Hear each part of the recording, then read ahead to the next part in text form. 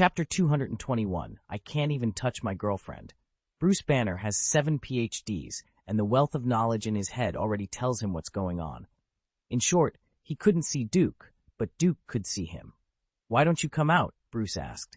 "I love sneak peeks," Duke replied. "That's not secret observation. You've already been exposed." Bruce Banner raised his eyebrows and said, "Oh, did you see me then? By the way, now I'm standing on top of your head." "Okay, I won't tease you anymore. Tell me, why do you ask me to help you, and what do you want?" Duke jumped down lightly and said. Indeed, he had been standing on top of Bruce Banner just now. No lie. "I hope you can cure me." "But I'm not a doctor." Bruce Banner forced a smile and sat on the wooden bed in frustration. "I am a doctor, but so what? I still can't save myself." "So you think I can save you?" "Perhaps. Give yourself hope. Aren't you a god of law? There should be a way, right?" "Although I have never been in contact with magic, in fact, I still don't believe in the existence of magic, even though it may exist in principle. But I'm always trying to analyze everything in a scientific way, especially after seeing some of your battle scenes on the internet." Saying that, Bruce Banner shrugged his eyebrows. "Give yourself hope." Duke emerged from the mirror space. "I'm curious, why do you think you're ill?" Finally seeing a real person, Bruce Banner secretly sighed that this god of law was really young. Of course, it might just be his superficial age. He immediately calmed down. "Isn't this called sickness? I believe you should know how to change into another me." "Well, green big guy looks much more stylish than you." Duke raised his eyebrows and said. "Thank you," Bruce Banner said speechlessly, and then his emotions gradually became agitated. "Gamma rays, I have been irradiated. Not many survived. Tough. Not only did I survive, but I also became another person. Not what I want. My career, my family, my girlfriend, my future, all ruined, and even I have to hide in this poor place." Beep, beep, beep, the alarm sound of the watch. "It's almost 200, Duke reminded. "Thank you." Bruce Banner quickly stroked his chest, took a deep breath, and slowly calmed down his violent heartbeat. When the watch's index reaches 200 heartbeats, he will turn green, which means he can't be too excited. Remember that in the plot, when Bruce Banner and his girlfriend Betty did the thing they loved to do, their heartbeat reached 150. This is just at the beginning of the prelude, and the real action had not yet begun. When a normal person is doing something, the heartbeat can reach 130 beats, and 200 beats is life-threatening. That is to say, Bruce Banner has a special body. After being scanned by gamma rays, he is different from ordinary people. His metabolism becomes super accelerated, and he reaches 150 before he really ends up. If this really starts, it is estimated that it will jump to close to 300. At that time, it will directly rage and turn into a big green man, and that thing will suddenly explode in size. By then, Betty would probably be overwhelmed. "Have you ever thought about something?" Duke asked suddenly. "What's up?" "Such intense gamma rays should have killed you, but you are still alive. Hulk actually saved your life." "Heh, that's a good idea, but why did he save me?" Duke suddenly smiled. "Hulk is the name you gave him, right?" "Yes, and not counting?" Bruce Banner nodded, then shook his head again. At first, the internet gave him the name The Incredible Hulk, and then Bruce Banner also found it quite interesting. But it was too troublesome, so it was directly simplified as Hulk. That is, he named him subconsciously. "You subconsciously gave him a name, which means you actually identified with him," Duke said. "Are you here to talk about psychology?" "I'm here to beg you to help me," Bruce Banner said. "I can't help you. It's not that I don't want to, but because the solution lies in you," Duke replied. Duke looked at Bruce Banner with a serious expression. "You can't keep treating Hulk as a disease. If you do, he'll treat you the same way. You need to learn to live with him," Duke advised. "Adaptation? In the end, I can't even touch my girlfriend," Bruce Banner replied despondently. After being irradiated by gamma rays, his physique had completely changed. Under normal circumstances, his physical fitness was twice that of an ordinary person. If someone else's heartbeat was 60, his was 120. When others did what they liked to do, their heartbeat might reach 130, but his could go up to 260. His strength, speed, and reaction time also exceeded normal human levels. This made it impossible for him to be intimate with his girlfriend. If that's your main concern, I can help you. Come to Karajan, and I'll teach you how to coexist with Hulk, Duke offered. Coexist? Bruce asked, skeptical. Yes, this is a God-given ability. You can't hide from it. Otherwise, why did you survive when so many others exposed to gamma rays didn't? Is it the gamma rays that are poisonous, or is it your blood after fusion? You can't escape this, Bruce. The best choice is to accept Hulk's existence and live in harmony with him, Duke explained. At that moment, Bruce's computer beeped, indicating an encrypted message. Mr. Blue, good news. Mr. Lan, the preliminary test results of the blood samples show a significant drop in gamma levels. Mr. Green, can you cure me? Yes, but I need more data. Exposure levels, gamma particle concentration, cell saturation. Just as Bruce was about to respond, Duke stopped him. You're still in contact with him? He's just using you. What did you say? Bruce was taken aback. He copied your blood.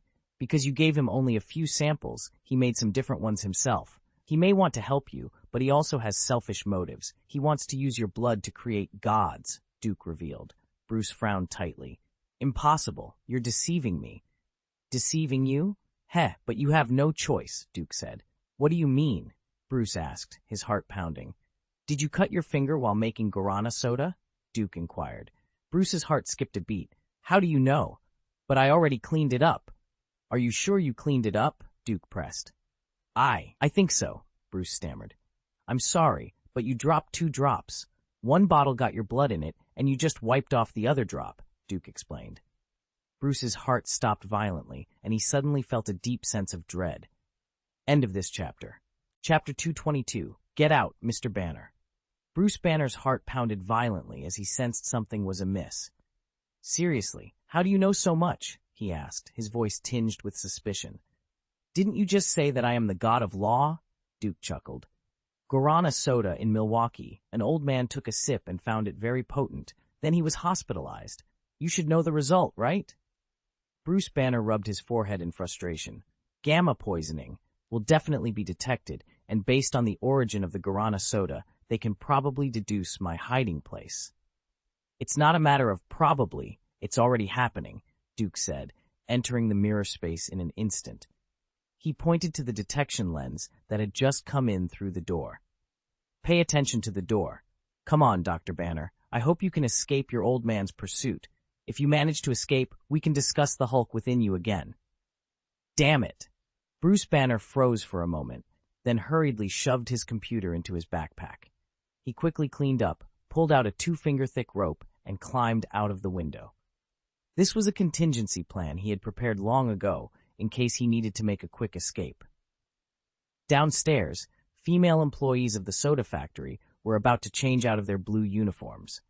As Bruce Banner slid down, he startled one of the girls, but she quickly recognized him as a fellow employee. Hey, you, she began. Shh, Bruce interrupted. Some bad guys are after me. Can you check if they've left? The girl carefully opened the window and peeked outside, just as Bronsky and his troops rushed past. They've left, she confirmed. Thank you, Bruce Banner said, kissing her on the cheek before sliding down the rope. From this point of view, Bruce Banner didn't seem like a one-woman man. Despite having a girlfriend back home, he was already flirting with another woman while on the run. Typical American openness, Duke thought. If Bruce Banner hadn't been so preoccupied with avoiding turning into the Hulk, he might have pursued this female employee further. What's her name? Duke muttered to himself. Ah, right, Martina. Martina was played by a Brazilian model who had only a few shots in the film, just enough to show her face. Duke had long forgotten the model's name. He remembered that when he first looked her up, her encyclopedia entry was just 1 line long, indicating she hadn't made it big in either the modeling or movie industry. The Incredible Hulk was probably her only film. When Duke first watched the film, he felt disappointed and couldn't see through it. The only model he remembered was Martina, and she had left a good impression, especially during the scene where Bruce Banner slid down the rope while she was changing clothes. Although he only saw her from the waist up, her brown wheat complexion and collagen-filled face stood out. Duke was also disappointed with Ang Lee's version of the Hulk. Although the special effects weren't great at the time, the only bright spot was Betty, played by Jennifer Connelly. Now, the goddess had become his apprentice and opened a pet hospital in New York. Damn it, it's so amazing, Duke thought, spitting out a mouthful of salt soda as Martina took off her blue dress again. She had a greasy sister vibe reminiscent of female characters in Korean online games, highlighted and extra oily. She closed the windows, jumped into bed, and wrapped herself in a thin bath towel before falling asleep. Duke planned to take her back, not for himself, but for Banner. As for Banner's original girlfriend, Betty, Duke thought it was impossible for them to get back together, especially with such a top-notch old man in the picture. And to be honest, Duke wasn't particularly fond of Liv Tyler's face. Look how dedicated and hard-working Duke is. Martina lay on her bed, lost in thought about the people under her care. Suddenly she heard a voice. "Martina! Who is it?" she exclaimed, sitting up abruptly. In her shock, she almost exposed herself, quickly tightening the tower around her body. At that moment, Duke emerged from the mirror space. "Ah!" Martina's eyes widened in surprise. You were here just now? Does that mean you saw everything?" Duke coughed lightly, trying to maintain his composure. "I just arrived. I'm here to take you away." As a god of law, he couldn't admit to peeping. Martina, momentarily distracted, asked in surprise. You want to take me away? Why? Where? And who are you? Why are you in my house? Are you a mutant?" It was only then that she realized the key point. In those days, the public's perception of capable people was still limited to mutants. Mutants were frequently in the news, with reports of new discoveries almost daily. "I'm not a mutant," Duke clarified. "I just want to ask you one thing. Do you like that guy from earlier? Bruce Banner." "Bruce Banner isn't his name." Martina was puzzled. "That's just his pseudonym. His real name is Bruce Banner." "You haven't answered my question," Duke pressed. "I like him," Martina admitted after a brief hesitation, nodding firmly. Her answer was clear. From the beginning, when Bruce Banner delivered the cardboard box to Martina, there was a certain affectionate light in her eyes. Unfortunately, Dr. Banner, preoccupied with his own troubles, didn't notice. Coupled with being bullied by the foreman, Martina's affection for Bruce Banner deepened, especially after he saved her. Otherwise, she wouldn't have let him into her bedroom or allowed him to kiss her. "And it seems like I don't have any other choice, right?" Martina smiled. "You're a smart girl," Duke acknowledged. Bruce Banner was gone and wouldn't be returning to the soda factory. Although Martina didn't know the details, it was clear that those who captured him were powerful. Given Bruce's abilities, he was unlikely to die. Staying at the soda factory would only lead to more bullying from the foreman, and who knew what else. Therefore, she had only one choice. Besides, she genuinely had feelings for Bruce Banner. End of this chapter.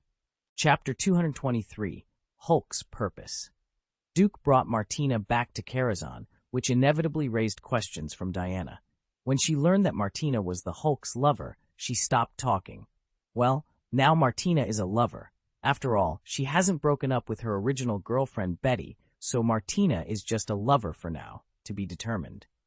There is no real intimate contact between the two of them. Duke felt it was inappropriate to keep Martina in Karazhan, so he moved her to the House of Wishes to be with Mira. Speaking of which, the Wish Hut helps people realize their wishes, but it hasn't opened much. So far, it has received 2 orders. One is from Domino, which not only didn't make any money but also paid their wages. The other is from Bruce Banner. "Then I'll be leaving first," Miss Fox said goodbye to Duke. She had also lived in Karazhan for a long time. "See you." "Do you really want to goodbye?" Miss Fox suddenly turned her head and said with a charming smile. "To be honest, this term is really inappropriate for Michaela. Miss Fox is called Fox because she has a lover's face." But at this moment, these 4 words really pressed on her body. Intuition. Miss Fox seems to be changing to the top of Fox Fairy. "Are you really not afraid of death?" Duke shook his head. Diana was beside him, and he was constantly probing wildly on the verge of death. One day, if it is not guaranteed, Diana might angrily cut her in half with a sword. Sister Diana won't. Michaela glanced at Diana with a smile, then turned and left. "I'm going back too. If I don't go back to class, my credits will be deducted." After speaking, she carried her bag and left. "Diana? Sister?" Duke looked at the heroine on the right with a half-smile. "It seems something happened when I wasn't around?" "You're overthinking. There's no story. Diana rolled her eyes and went back to her room for a lunch break.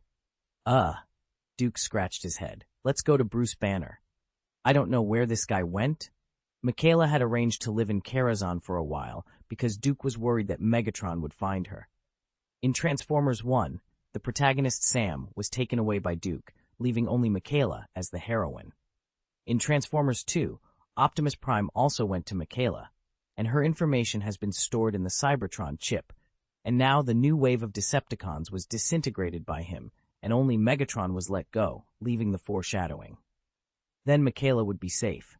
Anyway, it is impossible for Megatron to go to New York to trouble Michaela. Firstly, New York is very dangerous, and secondly, Michaela is not a key person, so there is no threat of arrest value. Miss Fox went back to university to continue archaeology. At this time, Blonsky had just failed to arrest Dr. Banner. Not everyone can handle the big green guy. Excuse me, sir, doesn't anyone want to talk about what happened just now? Blonsky, still a soldier, was a little angry, wishing he could shoot Ross's head off. As a special agent, he carries out the most dangerous tasks and knows the importance of intelligence. A wrong piece of information could cost them their lives, even if it was a little off. But now, it's not just a 1-point deviation, it's a 10-point deviation. Using their flesh and blood to fight against a monster is undoubtedly sending them to death. In fact, if he hadn't experienced many battles, he would have died long ago. And his comrades were all killed by the monster. Although it is only a temporary team, what the soldiers care about is this friendship. If it wasn't for his strict observance of military discipline, he would have blasted Ross long ago. We surrounded him, and he wasn't alone. We trapped him, sir, only to get a big guy. The guy threw the forklift over like a softball. This is a power I've never seen before. Now Blonsky made a fundamental error of judgment. If Banner knew what it was, I'd catch him and use all the torture to force him to tell. That's Banner, Ross revealed. The secret. What? Blonsky was dumbfounded. Dead. I said, that monster is Banner, Ross emphasized again. You have to explain clearly, sir, Blonsky demanded, his anger rising once more. It wasn't just the lack of intelligence that infuriated him, but the deliberate concealment of information. If they had been informed from the start, they could have prepared better. Instead, they were left humiliated. Even the tranquilizer gun couldn't penetrate his skin. Live ammunition only produced sparks. What a joke. It's not necessary. You've done a good job. Clean up and get everyone on the plane. We should go home, Ross said as he walked away. Blonsky wanted to curse. If he had the chance, he would have loved to blow up the Gong Gong chrysanthemum. Sir, is he a mutant? Blonsky suddenly shouted. He's not, Ross replied before disappearing. No, based on the earlier information, Blonsky speculated that it might be an experimental product created by the army. Could it be that this experiment had gone out of control? Facing retirement, Blonsky felt his physical abilities slowly declining. He didn't want to retire and become a security guard or bodyguard, feeling his bones stiffen and eventually grow old. He was the king of special forces and the ace of the team. No one willingly slips into obscurity after reaching their peak. If the army was researching this potion, why couldn't he try it? If Banner, a mere scientist, could become so strong, then as the ace, he could become even stronger. At that moment, he thought of Captain America, who had been unearthed. He wanted to be like Captain America. No, he wanted to be Captain Earth. This guy can run too well, right? Duke had been following Hulk, curious to see where he was headed and what his limits were. For some reason, Hulk kept running, and Duke had no idea where he was going. In 3 days, Hulk had run from Brazil to Guatemala. To put it in perspective, it was like running from Shanghai to Harbin. It takes a day and a half to travel that distance by an ordinary express train. If the average speed is 100 kilometers per hour, then Hulk was running at least 50 kilometers per hour. Finally, Hulk lost his strength and collapsed in a remote mountain area with forests and water. Duke realized that Hulk wanted to hide, to find refuge in an uninhabited deep mountain forest. End of this chapter. Chapter 224, The Magical Pants. Bruce Banner was fortunate. As soon as he emerged from the deep mountains and old forests, he encountered a small truck transporting goods. Hey, wait, can you do me a favor? He called out. The truck driver looked puzzled. Hey man, why are you naked? Well, let's just say I was robbed, Bruce replied, trying to change the subject quickly. Where am I? Duke, who had been observing from a distance, couldn't help but chuckle. These pants were truly remarkable. Every time Bruce transformed, his jacket and shoes would inevitably be destroyed, but his pants, though tattered, always managed to stay on, at least covering his thighs. It was indeed a marvel of fabric engineering, possibly Brazilian. Guatemala, the driver answered. What? Bruce was bewildered. After some quick mental calculations, he realized he had traveled a distance equivalent to crossing the United States from east to west. How had he managed that? There's a town up ahead. I'm heading there now, the driver continued. Can you give me a ride? Bruce asked. Sure, hop in. I'll take you to the town. Where are you headed? I want to go home, Bruce said, relieved. For now, Bruce Banner was safe. How he would get back to New York was not Duke's concern at the moment. However, Duke had made a promise to help Bruce if he successfully reached New York, and he intended to keep it. Separating Bruce from the Hulk or killing him was out of the question. As for the fusion scene in Avengers Endgame, Duke wasn't a fan of that version. Bruce Banner clearly desired a good career, a family, love, and a bright future. He wasn't ready to give up everything from his past. He just wanted to live freely and without restraint. Otherwise, he wouldn't have said, I won't even be able to touch my girlfriend until I get used to it.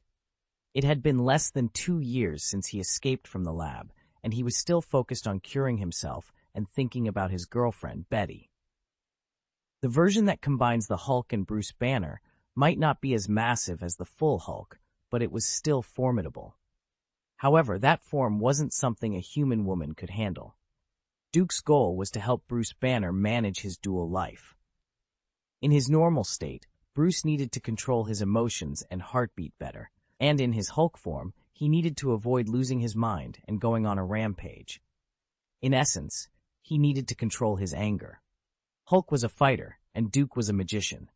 The system didn't include fighter talents, and even if it did, those talents couldn't be taught. However, there were magical items that could help control anger, though they only treated the symptoms, not the root cause. After ensuring Bruce Banner was on his way, Duke left as well. He had received a call from his grandson, Tony Stark, who informed him that the new armor was nearly complete. Tony Stark's armor was iconic, typically featuring a red and gold design, often referred to as the braised steel lobster. Except for the Mark 44 anti-Hulk armor, most of the other models followed a similar design with minor differences in details. However, when Duke saw the new armor, he was taken aback. At Stark Enterprises, Duke observed the new suit. Black? I thought you'd stick with your flamboyant, braised steel lobster look. Tony Stark rolled his eyes. He had initially planned to, but then he changed his mind. Being ridiculed several times for the braised steel lobster had left him quite frustrated. But that wasn't the main reason.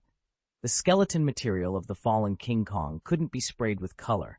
While it wasn't impossible to change, it was entirely feasible.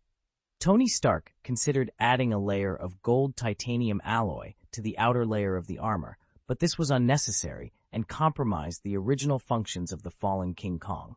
Thus, the only black armor was born, featuring a black and red style that matched the fallen King Kong's own colors. This is a complete technological innovation. The new arc reactor can perfectly integrate with the skeleton of the fallen King Kong. His skeleton seems to function as an energy device itself. When connected to the reactor, it achieves zero energy consumption without any side effects, Tony Stark explained excitedly. This is true under normal flight conditions. I've experimented, and this armor can achieve space flight, but it will consume energy rapidly in that mode, Tony continued. In space, the reaction jets expend energy at an accelerated rate. Tony calculated that, at his current level, he could fly to the moon. However, he wouldn't have enough energy to fly back. Of course, he could prepare a new reactor to replace the spent one, allowing for a round trip, but he wasn't that idle, and the moon wasn't exactly safe. It's not just Chang'e, the Jade Rabbit, and the tree cut down by Wu Gang. I reorganized this armor and added a laser weapon on the wrist, similar to a laser knife. This weapon consumes a lot of energy, but is very powerful and has a significant killing range, Tony explained. At the same time, the shotgun weapons on the shoulders have been replaced with scattered small missiles, which are quite powerful. The laser weapons have also been enhanced for long-term use. I'm considering adding an anti-magic layer, Tony added. Duke was slightly taken aback. Anti-magic? What, you want to deal with me? Of course not. I think there are many people in this world who use magic, and my armor is much weaker against magic, Tony clarified, worried that Duke might take offense. What's the name of this armor? Duke asked, seemingly without any grudge. Black Samurai, Tony replied. That name doesn't work, Duke said. Samurai is not just a special class in ancient Japan. Although modern people subconsciously think of Japanese samurai when they hear these words, the earliest samurai were born in China during the Spring and Autumn period and the Warring States period. Warriors were a special class among the vassal states. But Duke still didn't like these words very much. He preferred to use swordsman to refer to samurai. What's it called then? Tony asked. Just call it Black Deng's fish, Duke suggested.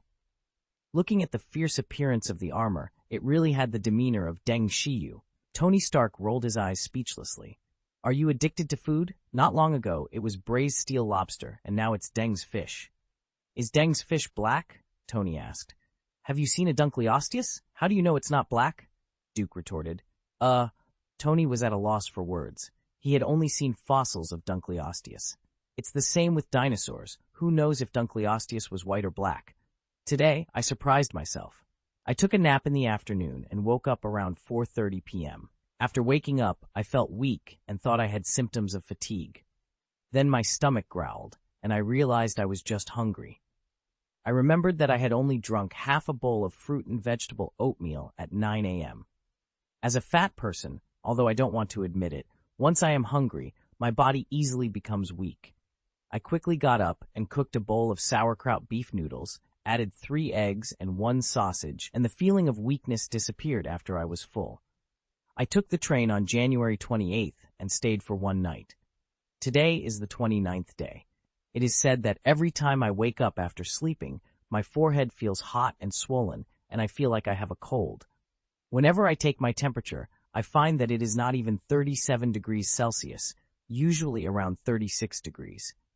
I looked it up, and it is said that body temperature drops when you sleep. After waking up and starting to code, the temperature reached 36.5 degrees.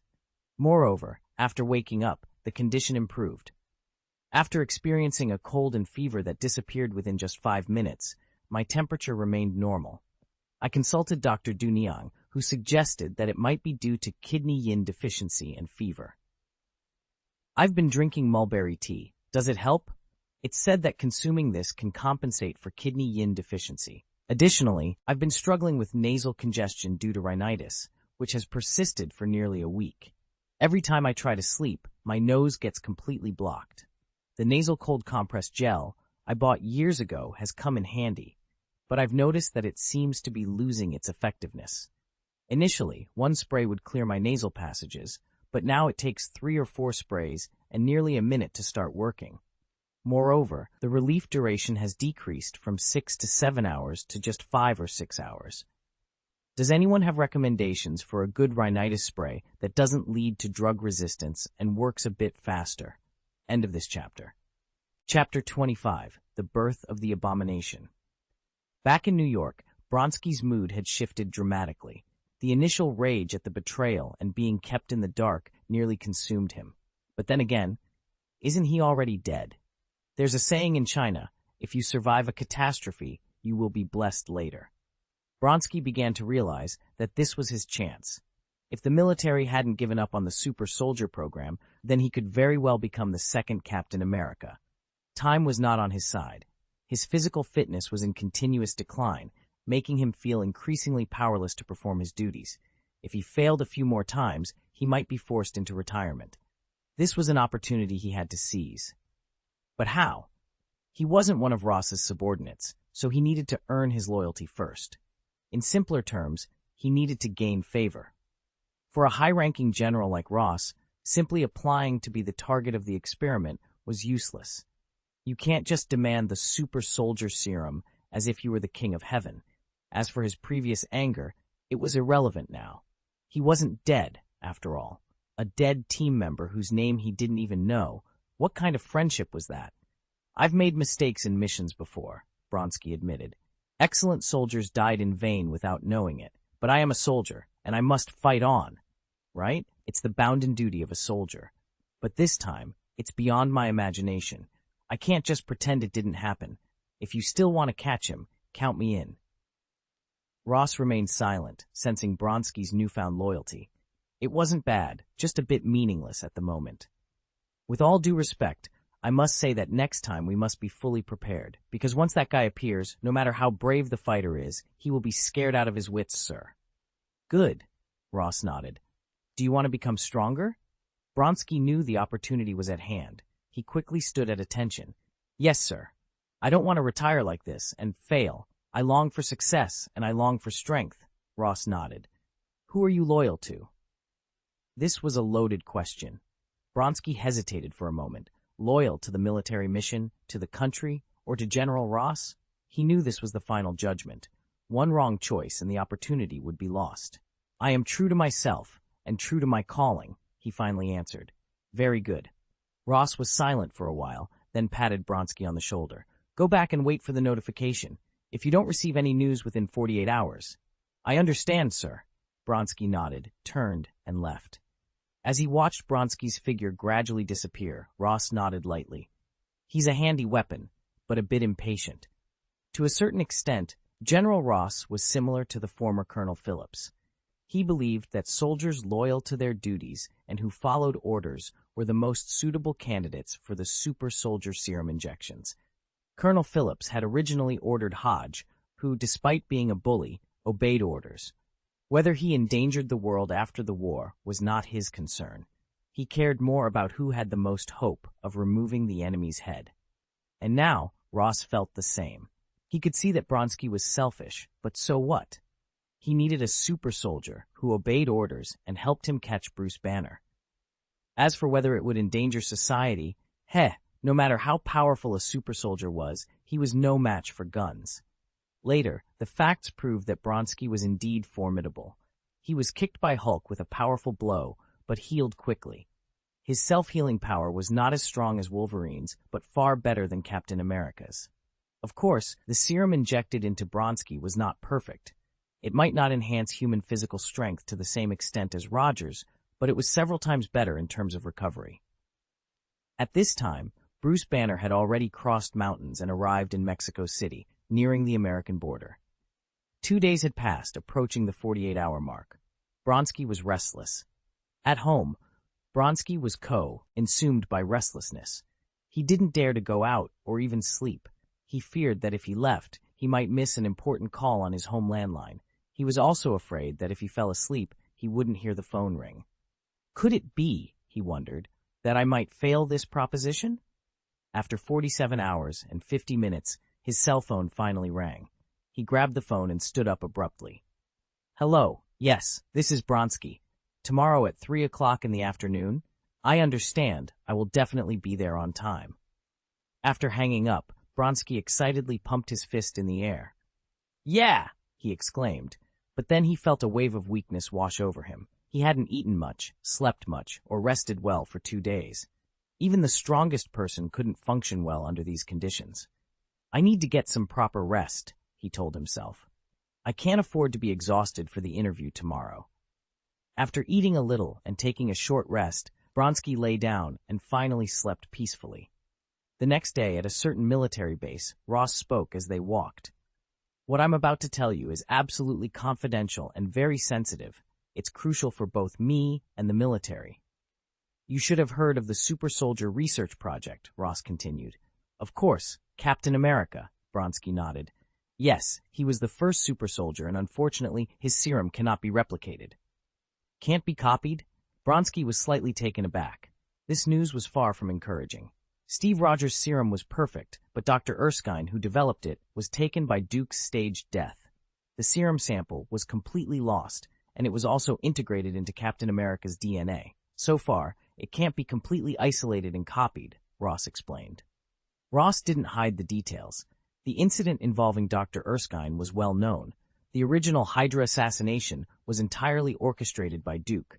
Some even suspected Duke of being Hydra's leader, but those theories were quickly dismissed. Duke's immense power was too great for Hydra to contain, and he had actively participated in the destruction of Hydra's Red Skull during World War II. If he were Hydra's leader, his actions would make no sense. Eventually, the matter was settled, but Duke's abduction of Dr. Erskine was a confirmed fact. More than half a century later, Dr. Erskine reappeared on the internet and on the streets of New York, but no one pursued him. Whether it was the surviving Hydra, the military, or other scientific research parties, they all knew better than to cross Duke, the god of law. Anyone who tried would face Duke's wrath. Moreover, Dr. Erskine's serum was considered outdated. Today marked the 14th day since Bronski's return, and everything seemed normal. He had no fever. He boarded the bus at 2:29 p.m. on the 14th and arrived at the station at 2:28 p.m. on the 11th.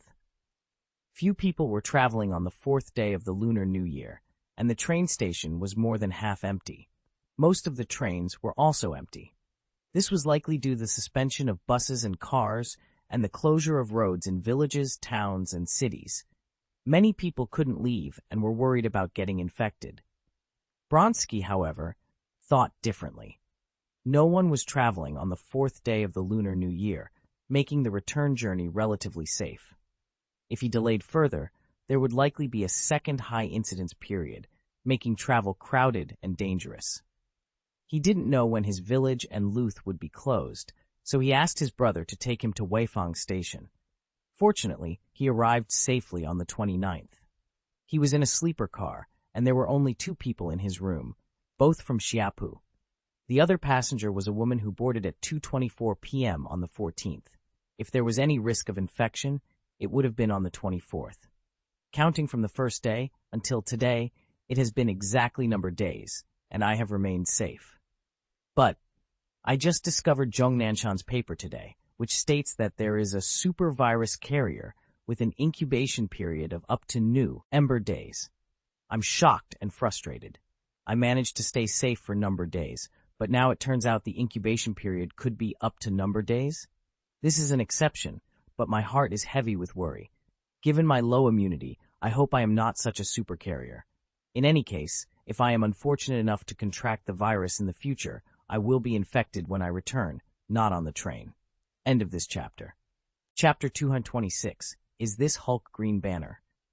Don't worry, I asked them to carry out more daring experiments. The R&D department only wants good weapons, and I want good soldiers. Banner's experiment has only reached the preliminary stage and has not yet been put into practical use. Now we have developed a new serum, stronger than Steve Rogers, said Ross. Bronski frowned. You just said that Captain America's serum is the most perfect? Yes, I did. However, the most perfect does not mean the most powerful.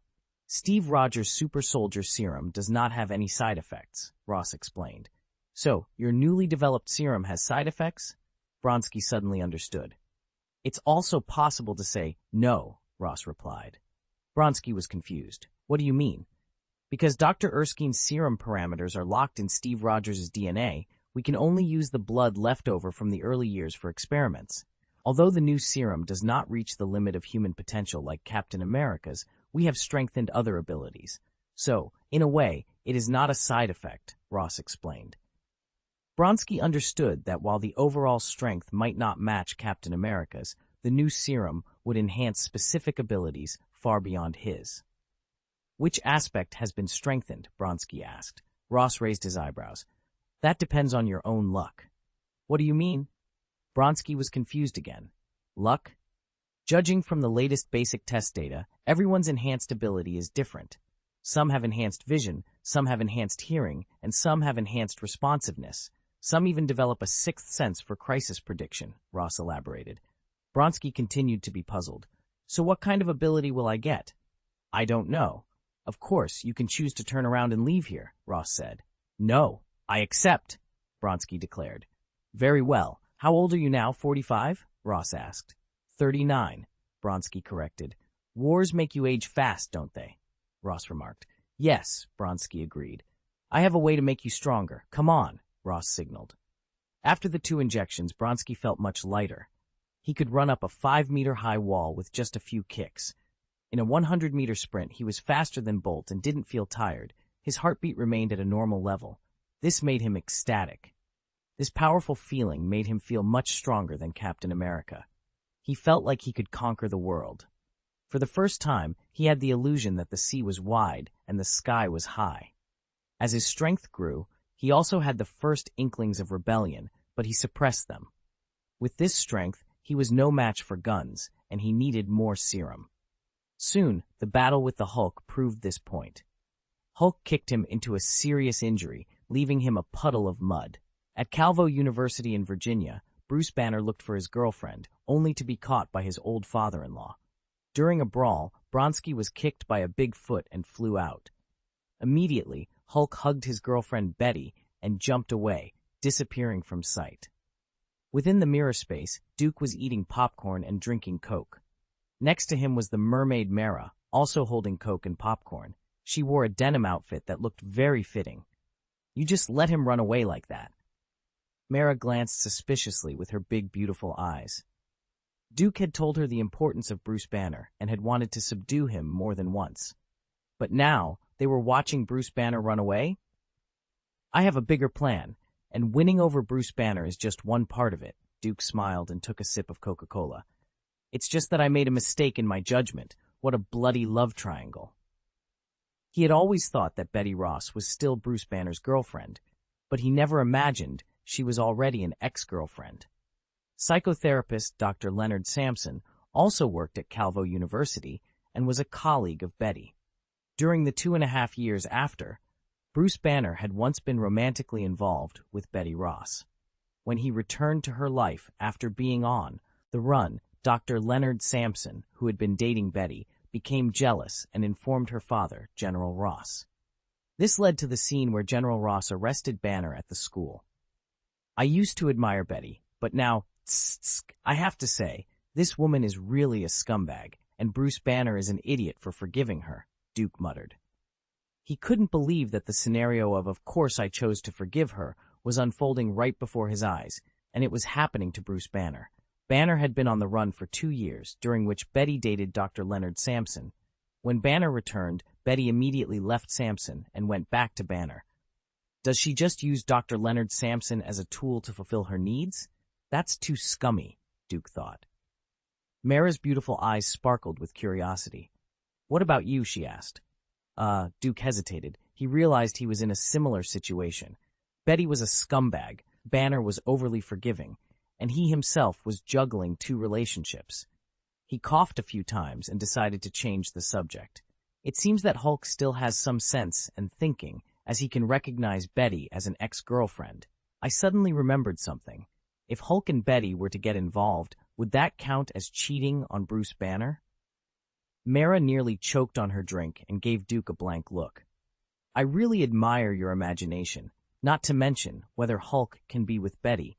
Even if he could, it wouldn't be a question of cheating. Hulk would likely kill Betty in the process. This is a matter of murder, not infidelity." Duke thought about it and realized she was right. For now, Hulk's intelligence was not very high. Only in Thor Ragnarok did he show significant improvement, being able to communicate with Thor normally and demonstrating considerable growth in strength and skills. The arena increased his fighting experience. Currently, his IQ might be that of a 3-year-old. How could a 3-year-old have such thoughts? If anything were to happen, it would likely be Betty taking the initiative, which would be akin to suicide, given Hulk's immense strength. Then tell me, if they somehow managed to be together and Betty survived, would it be considered cheating? Duke asked again. "There is no such possibility." Mara rolled her eyes. "But what if?" Duke insisted. "There is no what if." Mara was exasperated, but to end the topic sooner, she added, "Hulk and Bruce Banner's DNA should be the same, right?" "Is it the same?" Duke pondered. End of this chapter. Chapter 227, The Birth of the Abomination. This is a perplexing proposition, isn't it? Hulk and Bruce Banner share the same DNA, right? Ordinarily, they use the same body, so there should be no discrepancies. The bones, blood, and muscles all originate from the same body, not created out of thin air. Therefore, their DNA should be identical. However, for some reason, It always felt like Hulk's DNA was different from Bruce Banner's. Bruce Banner's blood is red, while Hulk's is green. Whether bitten by a wolf in Thor Ragnarok, beaten by Thanos in Avengers Infinity War, or pummeled by Abomination in The Incredible Hulk, Hulk's blood is consistently green. Not just the blood, but also the skin and muscles are green. I wonder if the bones are green too? Bruce Banner, on the other hand, is clearly red-blooded. This raises an interesting question. Would green blood and red blood yield the same results in a DNA test? Of course, the color difference in blood isn't due to the DNA itself. Does DNA even have a color? As a non-biologist, I really don't know. Regardless, Duke felt that the DNA tests of Hulk and Banner would likely be inconsistent. If Hulk's body were used to father a child, Banner's reaction would probably be quite dramatic. But does Hulk even have that capability? What are you thinking about? I can't understand you more and more, Mira said, shaking her head. My goal has always been Bruce Banner, but before that, Bronski is also very valuable, Duke replied. Him? Mira looked suspiciously at Bronski, who had already been carried into a car and driven to the hospital. That guy should be dead, right? I don't think he can survive Hulk's foot. He won't die so easily. Didn't you notice that his speed, reaction time, and physical fitness are several times higher than those of regular soldiers? Are you serious? Mira frowned. Bronski's speed was indeed extraordinary, almost unscientific for a human. She thought of Steve Rogers for some reason. Did that guy inject some kind of serum? Hey, let's go first. I think we'll know the result in a week, Duke said, hugging Mira and returning to the Wish Hut. His primary target was Bruce Banner, but he also wanted to capture the Abomination. Yes, Abomination is ugly, but he didn't want the military, especially Ross, to get their hands on him. Who knows what kind of experimental products they would create. Moreover, with proper education, Abomination could become a formidable ally. I said, Carter, are you just going to stay with me? Are you really going to become a recluse? Duke asked as soon as they returned, seeing Peggy Carter engrossed in a drama. A veteran of Ascent Shield, watching a frothy drama? She was surrounded by various snacks, munching away noisily. Although she wasn't gaining weight, if this continued, she wouldn't even be able to hold a gun properly. You let me live here, Peggy Carter replied without even looking up. Okay, it's my fault, so if I kick you out now, will you leave? Duke asked, exasperated. No, she replied, still not looking up. Well, it's up to you, Duke said, completely helpless against Carter's reclusive tendencies. He knew what Peggy Carter was worried about. If she went out, she might make mistakes. As for S.H.I.E.L.D., although he didn't know exactly what had happened, he could guess some of it. She didn't go out or return to S.H.I.E.L.D., not because she was worried about her own safety, but because of Steve's safety. Steve was still working in S.H.I.E.L.D., secretly investigating. She didn't want to cause trouble for him. Sir, Bronski. Ross's secretary walked in quickly, shock written all over his face. What? Has anyone found his family or relatives? Ross asked. Like when Bronski was sent to the special hospital, he had no intact bones except his head, which had been kicked by the Hulk. Even his skull had a crack. Only his heart was still faithfully executing orders like a powerful motor. Ask him yourself, the secretary said, surprising Ross. Bronski had gone from critically injured D2. The transformation from a dying patient lying on a hospital bed to a lively and energetic person in just one day was nothing short of miraculous. As Bronski removed the medical fixtures, the corners of Ross's mouth curved into a smile. Sir, Bronski acknowledged Ross's presence. Glad to see you recovered, soldier, Ross said warmly. Thank you, sir. Let's all step out for a moment, Ross instructed, scanning the room. Yes, sir, the secretary and doctors responded, quickly exiting the room. Once they were alone, Ross turned his attention back to Bronski. It seems you have acquired an impressive ability, a remarkable resilience. Have you heard of Wolverine?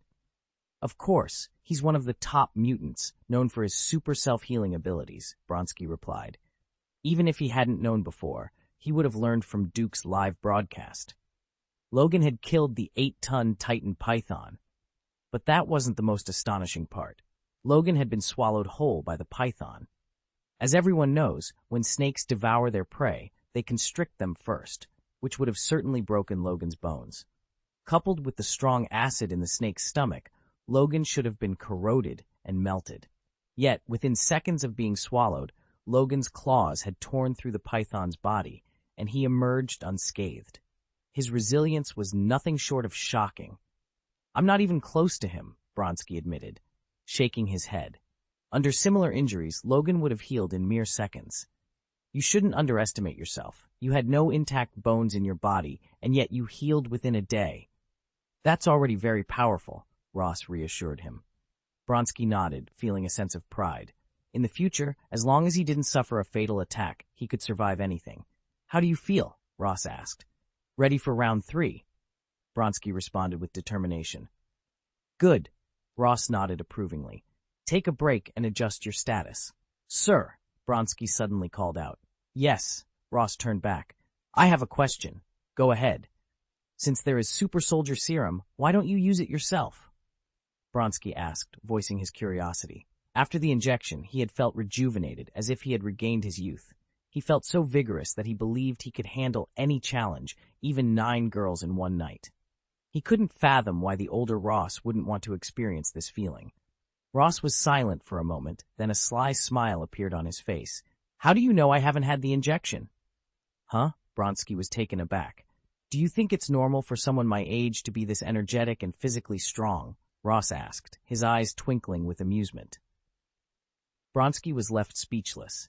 It all made sense now. End of this chapter. Chapter 228, The Birth of the Abomination. "I'm not a soldier. It's better to leave these things to soldiers," Rose said, opening the door and leaving. Bronsky stood there, puzzled. Something felt off. It wasn't that the medicine had any severe side effects, but he sensed that Rose wasn't being entirely truthful. What was he hiding? Outside, Rose quietly clutched his chest. Did he not want to be strong? Did he not yearn for the vigor of his youth? No, it wasn't that he didn't want it, nor was he selflessly leaving the good stuff for those who needed it more. He simply couldn't. He had a heart condition that couldn't withstand intense pain. Even anesthesia was useless.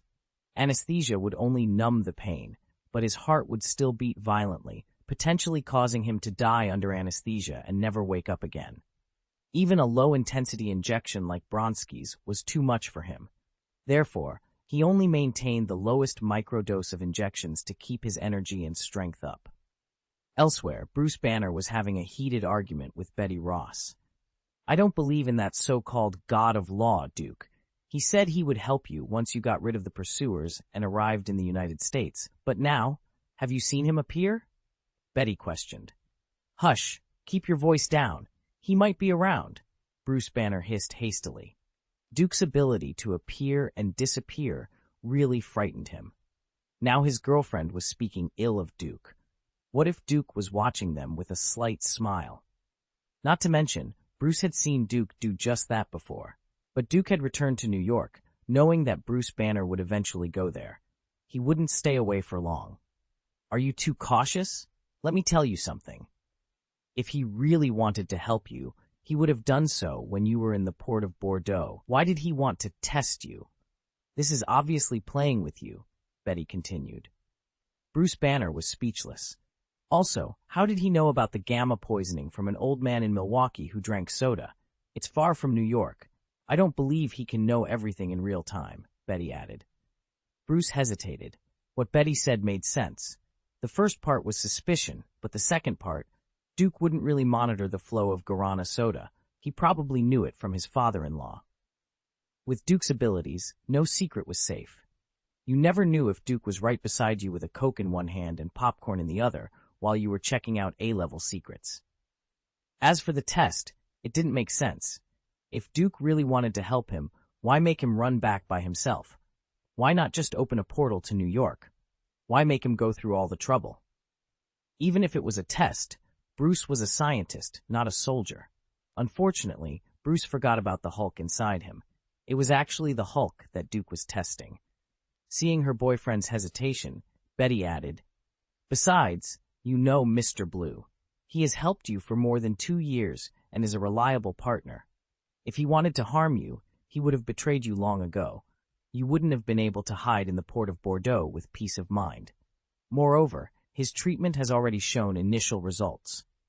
Betty didn't know that not everyone was as jealous as Dr. Leonard Sampson. Bruce Banner remained silent. "Compared to Duke, I trust Mr. Blue, whom I have never met," Betty said. The line of defense in Banner's heart lowered bit by bit. Mr. Blue had helped him for a long time. If he was going to betray him, he would have done it long ago. As for what Duke said about Mr. Blue using him, how could he just take Duke's word for it? "Then let's go to Mr. Blue," Bruce Banner finally said, adding in his heart, "Anyway, both of them are in New York." "Ah," Betty agreed. Betty is very happy with her obedient boyfriend. She seems to have a desire to control.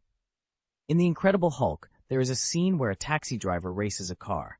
After getting out of the car, Betty behaves very assertively, while Bruce Banner is as compliant as a small subject.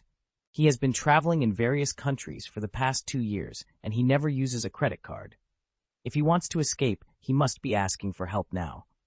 This is our chance. He will definitely get in touch with someone if he wants to escape. A signal will reveal his location. Wait for his negligence, and we will act, Ross said. Not bad. There's a saying that goes, the person who knows you best is actually your opponent. I have received a signal from Mr. Green, and I am communicating with Mr. Lan, Ross's secretary said. Lock the opponent's position immediately. Understood. Data searching. Positioning. Target matching success.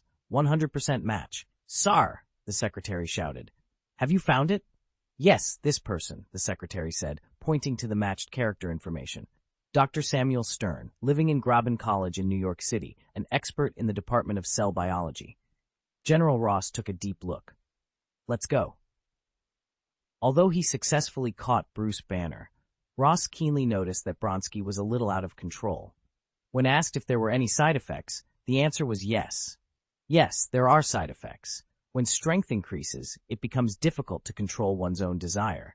Thinking more and wanting more, it is difficult to fill the desire, and eventually, one goes down the wrong path. Ross didn't delve deeply into this concern. He already had the idea of sanctioning Bronsky. What he needed was an obedient fighter, not an out-of-control menace. But it was too late. Bronsky had sensed it and knew the possible consequences when he broke into the lab. He had no way out. He could only move forward. He could only inject what Banner refined to become the strongest. Only in that way could he avoid being abandoned by Ross. After a chaotic operation, a monstrous abomination appeared. Oh? Duke was resting in the wish hut and suddenly opened his eyes. It seems that the time has come. Honey, let's go. Has the big monster appeared? Mira had just defeated the boss in a game. She had recently taken a liking to online games, possibly led astray by Carter, the house girl. Yeah. Duke greeted her and then dialed Tony's phone number.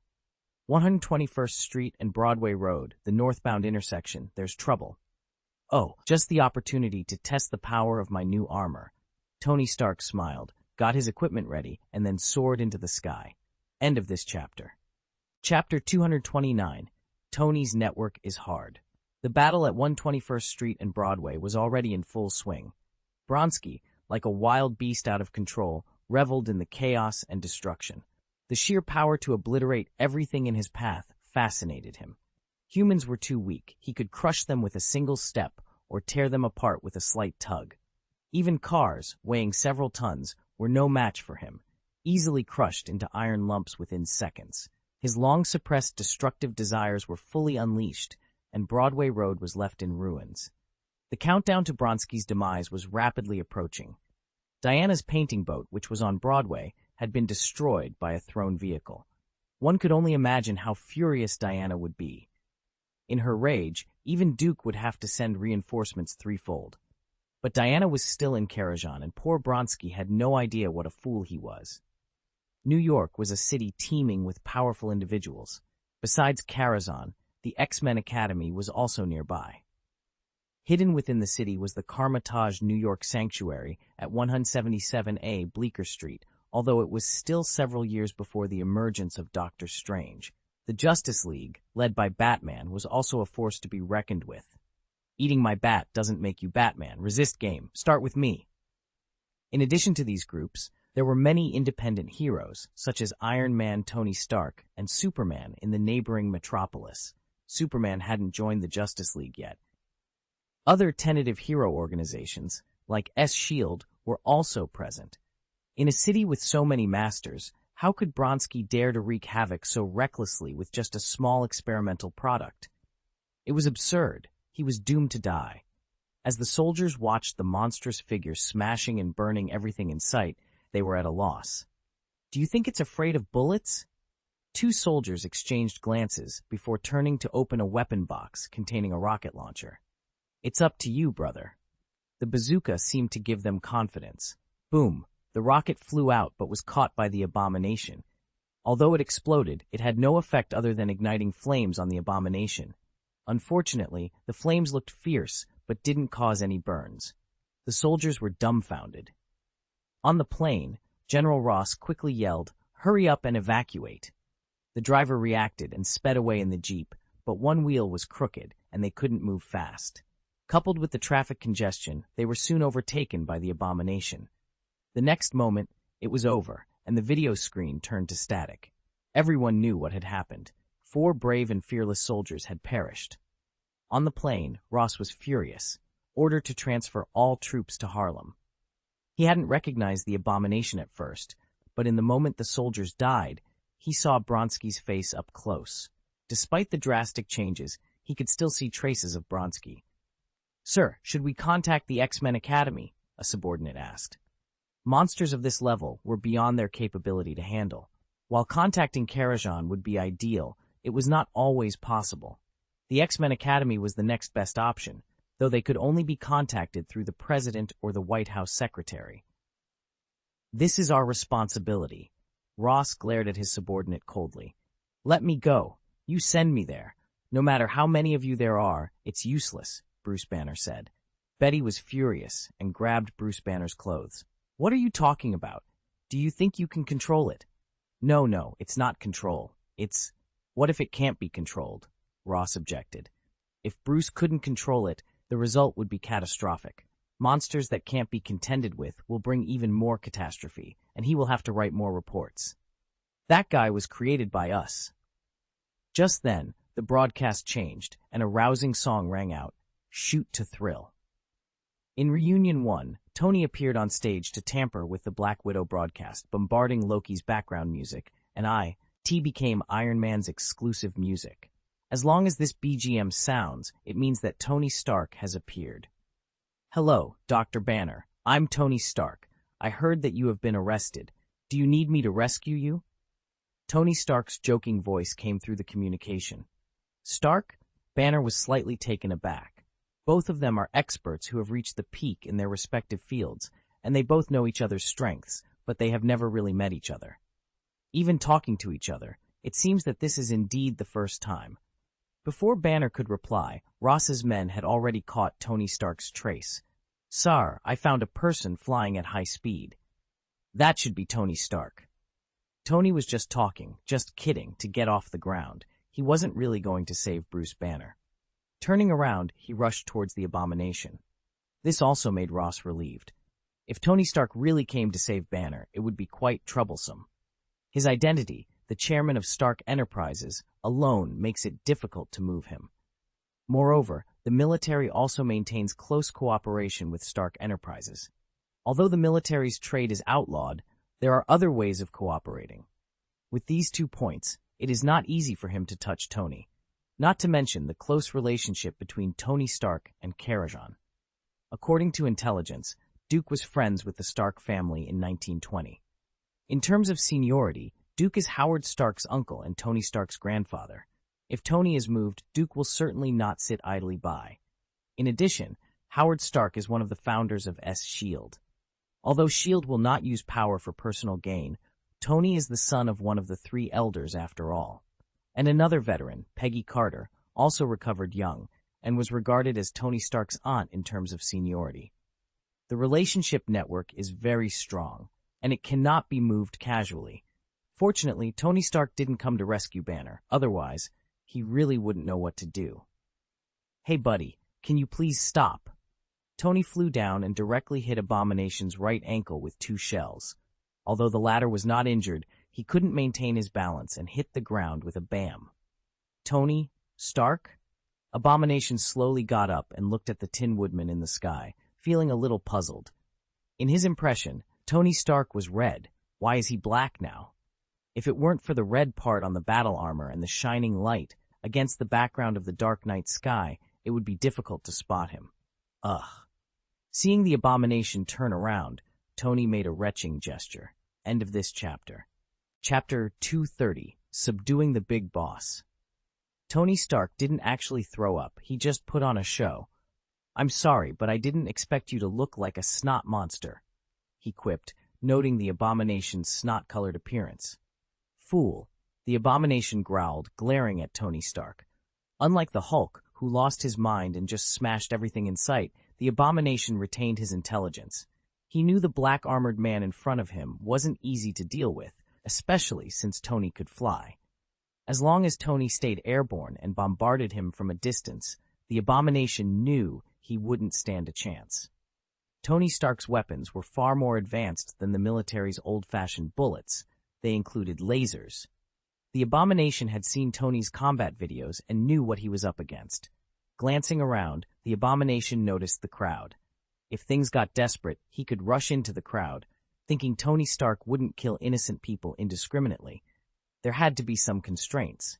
However, the black armor Tony wore confused him. Tony Stark was known as a playboy, usually seen in his flashy red and gold suit. What did this black and red armor signify? It gave off a very dangerous vibe. "Tony Stark, I know you. I heard that you were almost killed by a guy named Whiplash. It seems you're nothing special." The Abomination taunted, hoping to provoke Tony into a hand-to-hand fight where he might have a chance of winning. Unfortunately for him, he misunderstood the black armor's capabilities, which were designed for close combat. "It's so strange that a snot monster can talk," Tony Stark replied, unimpressed. "You bluff." The Abomination roared in fury, grabbing a nearby car and hurling it at Tony. Tony easily dodged and retaliated with a series of small missiles, causing the Abomination's blood to splatter. The battle erupted instantly. Although the black armor was optimized for melee combat, it was an added bonus from the fallen diamond skeleton metal. Tony's defense and strength were enhanced, but his primary strategy remained long-range attacks. Like a musketeer with full melee combat skills, he would still choose to attack from a distance when armed with a gun and bullets. One combatant flew in the sky while the other ran on the ground. The scene quickly spiraled out of control, with the Abomination being suppressed and beaten.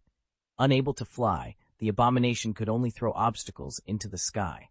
Even when he climbed walls and leaped at Tony, Tony easily evaded him. The Abomination couldn't land a hit. Tony's advantage was clear. Even when Ross's planes bombarded the Abomination, he could only run and take cover. When given a chance, he jumped up and dismantled one of Ross's planes. "Great!"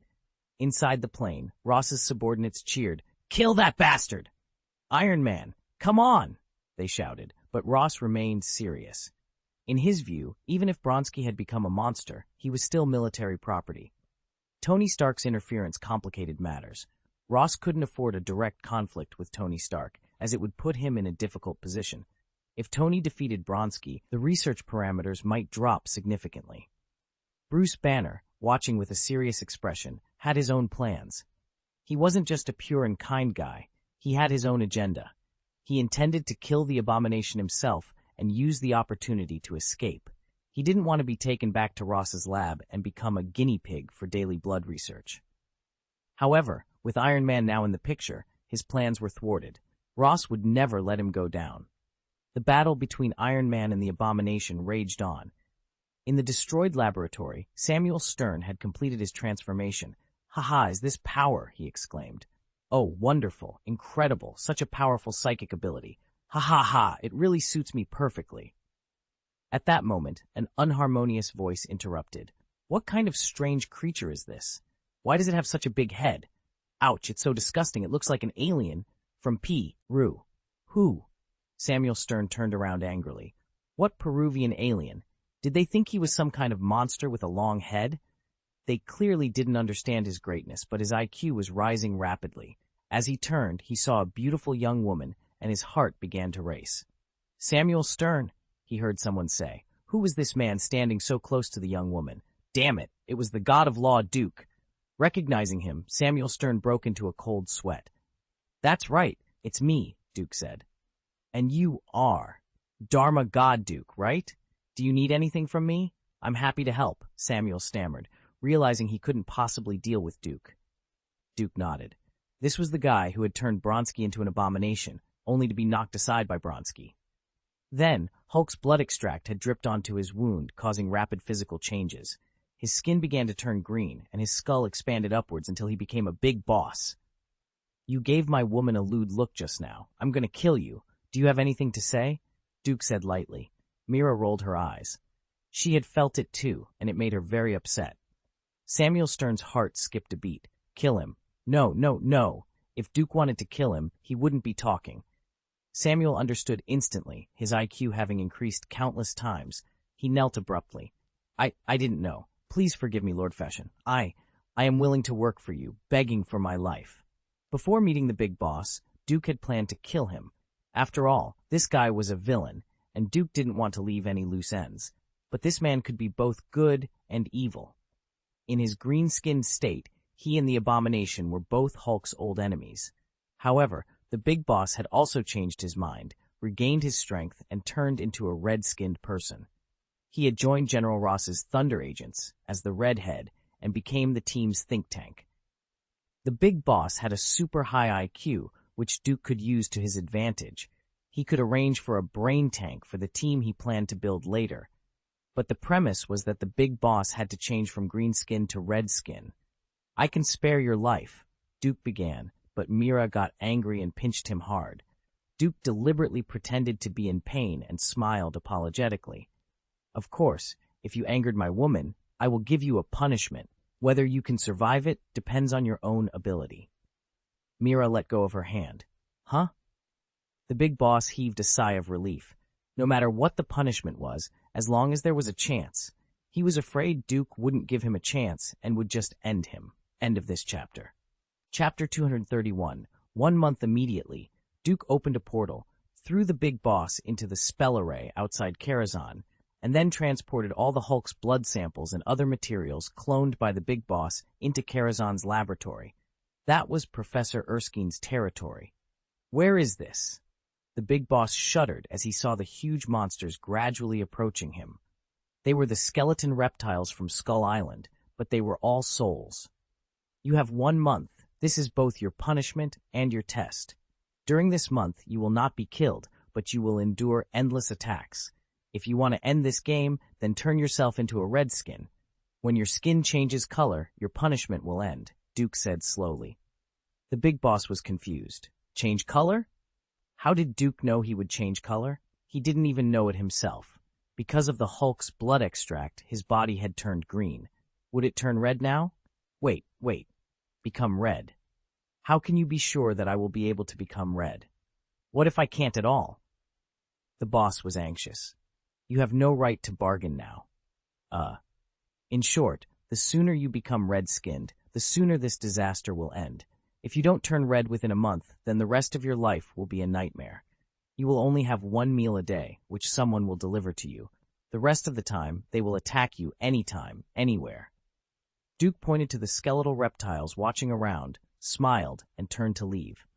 I wish you a good time this month. Then, let's get started. A skeletal reptile rushed over and bit down with a terrifying big mouth. The big boss thought he would be bitten in half, but he realized he hadn't been cut in half. What was even more frightening was that his whole body was in pain, and his head felt like it was about to explode. In just 1 bite, he collapsed to the ground. Forgot to tell you, these are the soul bodies of skeleton reptiles. They don't have any physical form and cannot attack any physical entities. They will only attack your soul. Duke's voice echoed from midair. What? The big boss widened his eyes. Directly attacking the soul? Fortunately, the pain only lasted for about 10 seconds. Although the time was short, his whole body was drenched in sweat. The heavy blow to the soul was not something everyone could withstand. Damn it, he quickly got up and ran towards the distance. Unable to figure out the weakness of these skeleton reptiles, he could only try to stay away first. He wasn't a fighter, after all. Unfortunately, the fog gradually rose and he couldn't see clearly at all. Just as he was in a daze, a skeleton reptile was thrown out of the mist again. Ah! Satisfied, Mira made the damned look at her. Thank you. She raised her hand and patted Duke on the shoulder lightly. If you really want to thank me, will you take me in tonight? Duke said with a playful smile. Mira rolled her eyes. Okay. Really? Duke was shocked. Of course it's true. But my bed takes you in, and your bed belongs to me. Mira smiled like a fox. Huh? Duke suddenly collapsed. What do you mean? You don't understand this. You sleep on my side, and I go to sleep in your bedroom. Forget it. Duke was depressed, waved his hand, and reappeared on the battlefield in the street.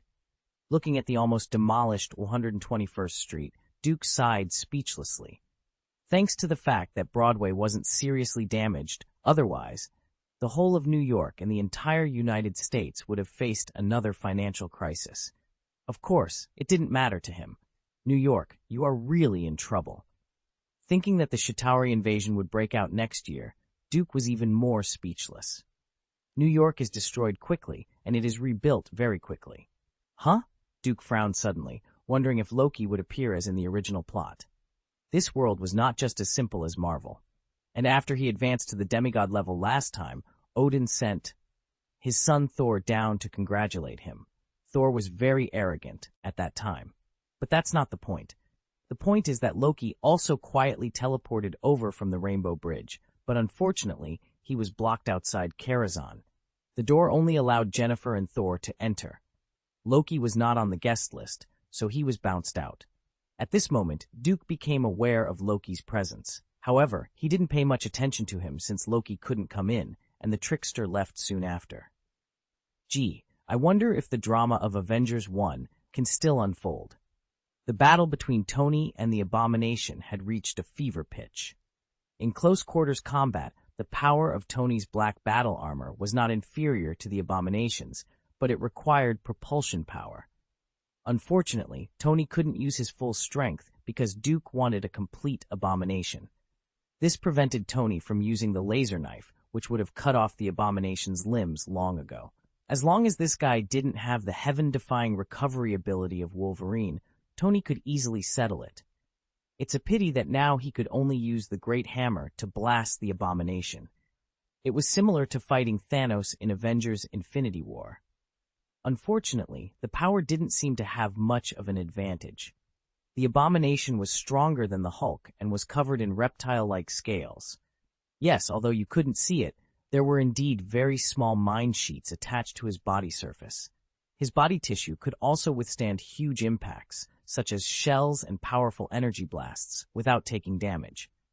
This isn't working, Tony muttered as he flew into the sky again.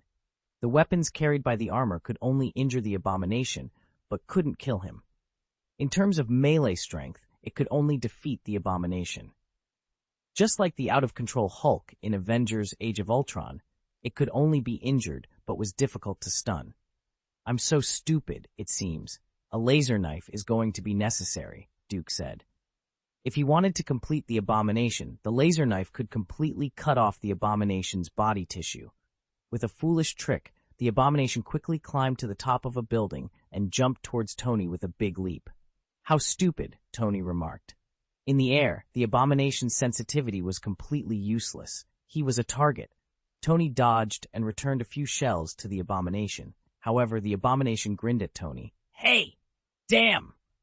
While dodging, Tony noticed a plane in the sky. It turned out that the Abomination's target was not him, but Ross's plane. From the position just now, Ross's plane was right behind him. Fake, Tony muttered, depressed. He turned around and rushed over quickly, trying to drag the Abomination down. Ross was also taken aback, urging the pilot to take off. Unfortunately, it was too late. The Abomination still slapped the fuselage, and the impact of several tons of body mass directly sent the fighter crashing to the ground. Misdiagnosed, misdiagnosed, misdiagnosed. Dr. Duniang gave me a wrong judgment, and it may be due to the few symptoms at the beginning, which led to a diagnosis of kidney yin deficiency. Actually, it was lung yin deficiency. Several months ago, I was also prone to kidney yin deficiency. In fact, there were only 2 symptoms at that time, 5 upset fever and night sweat. These two symptoms are common to both kidney yin deficiency and lung yin deficiency, but there was another one at that time, which was weakness of the waist and knees. This is a symptom of kidney yin deficiency, so I judged it to be kidney yin deficiency myself. I consulted Dr. Dunyang, and I made the same judgment. Only recently did the symptoms increase, and it was determined that it was not kidney yin deficiency, but lung yin deficiency. At that time, the soreness of the waist and knees may have been due to the bed just being changed, not real kidney deficiency. I just said that I took Luwei Dihuangwan for several months, plus wolfberry, mulberry, sealwort, and wubao tea, but it didn't work at all. Yay! After sleeping with my eyes closed, said for less than 5 minutes, my neck starts to sweat. It is useless at all. Emotional judgment is incorrect. It is actually lung yin deficiency. Hurry up. Let's begin with Shashanofio Pogon Soup and Lily Solid Gold Piece. End of this chapter. Chapter 232, One Palm. Sir, we are about to make an emergency landing, the driver yelled. Hurry up, Rose called out. This seemed like a good opportunity. Bruce Banner suddenly realized that now was his chance to escape. He didn't want to be caught by Ross and taken back to the laboratory to be a guinea pig. But his girlfriend, Betty, his hands were tied, preventing him from grabbing anything. He could only watch helplessly as Betty was thrown away. As for himself, unable to secure himself, he was repeatedly battered. Blood flowed, red and thick. Betty, how are you? Ah!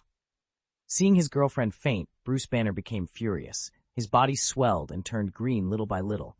As his body transformed, the blood flowing from his forehead gradually changed from red to green. Roar! Tony Stark, who was hovering in the sky, smiled. Congratulations, you have provoked a monster that shouldn't be provoked. Huh. Abomination's scales stood on end, and he felt excited.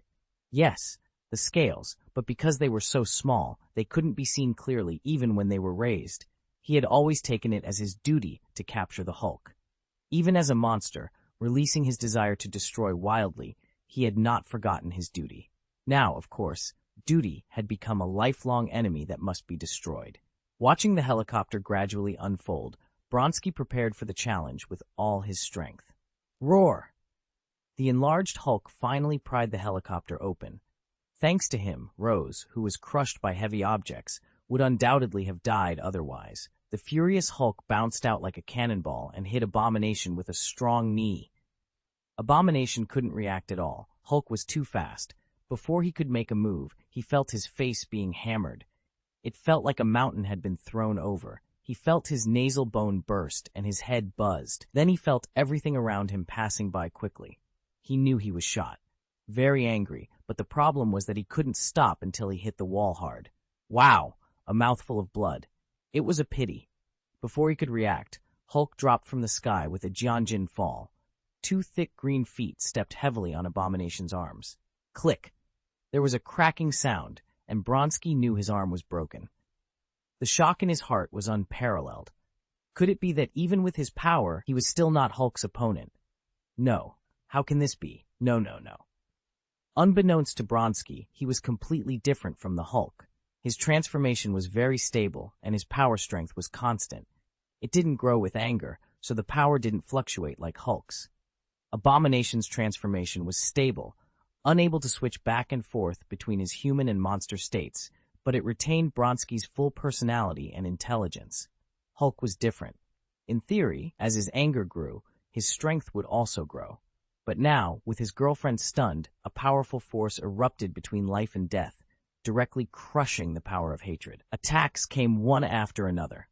Like an orangutan, Hulk waved his powerful arms, and the Ula Ula quickly struck Abomination's head, bombarding continuously from the front. So fast that only after images could be seen. It seemed that he was not satisfied with hitting hard with both fists. After a while, he clenched his fists and hammered down heavily. Crazy Hulk grabbed Abomination and raised him over his head, then jumped up vigorously, reaching the height of a 10-story building. Immediately afterwards, he threw Abomination down hard, like throwing a shot put.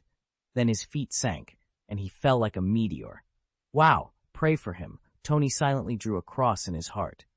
As soon as Abomination was thrown to the ground, Hulk's acceleration jack came. Putting his feet together, his strength multiplied under acceleration, and he stepped heavily on Abomination's chest. Click, it deflated directly.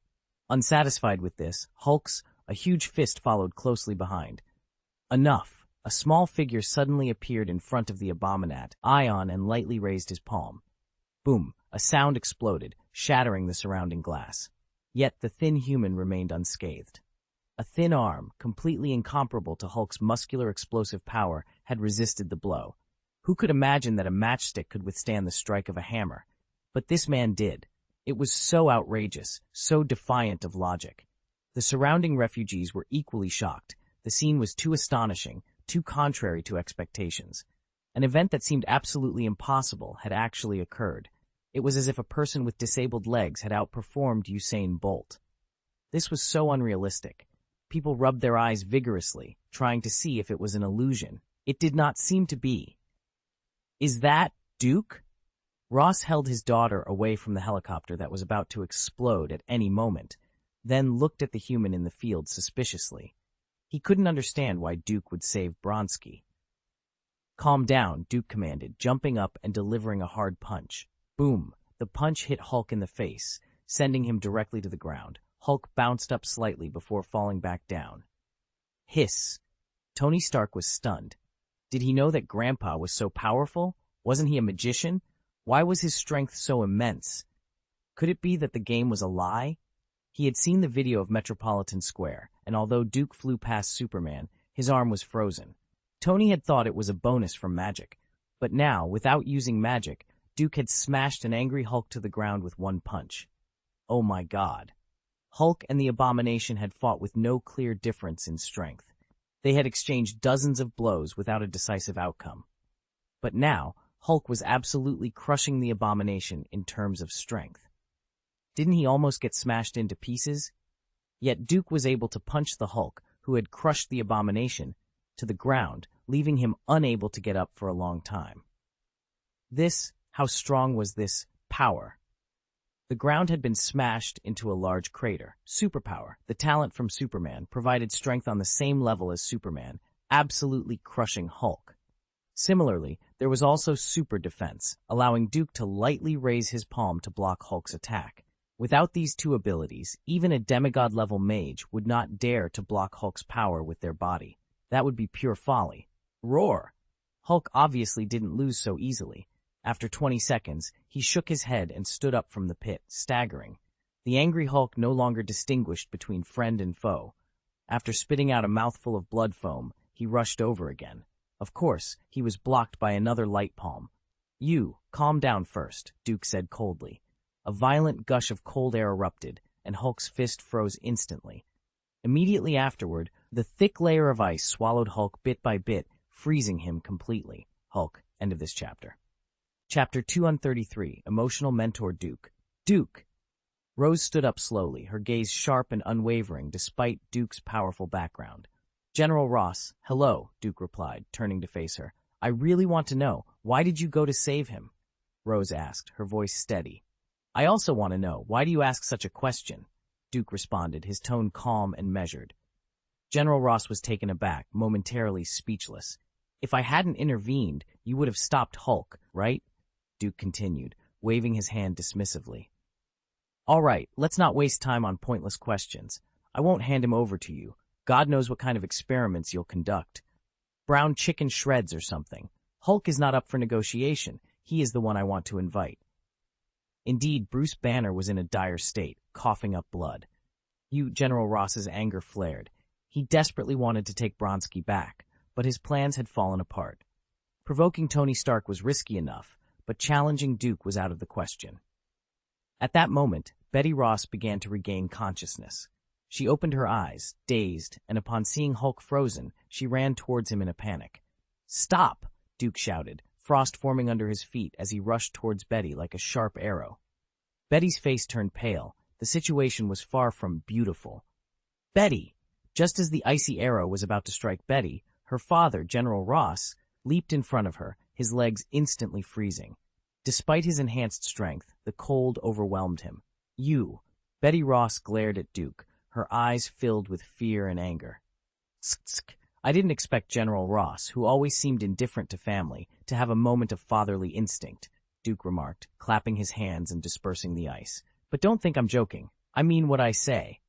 His eyes, cold and unyielding, made Betty Ross crouch on the ground in fear. She looked at her father, who was slowly collapsing, and hurriedly asked, "Are you okay?" "It's nothing, just a little cold," Ross replied, though the sweat on his forehead betrayed his discomfort. He was completely frozen. Seeing that her father was temporarily all right, Betty Ross turned her attention back to the frozen Hulk.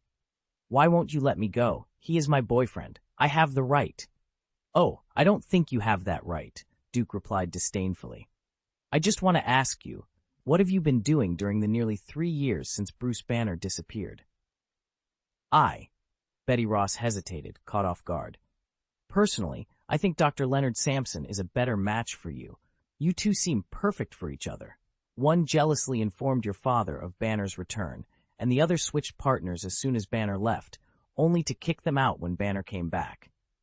You Americans, you really know how to play," Duke sneered. Betty Ross looked back at her father in disbelief. "Was it really you?" Ross remained silent, offering no response. "You misunderstood. Sampson and I are not." Betty Ross began, her voice anxious.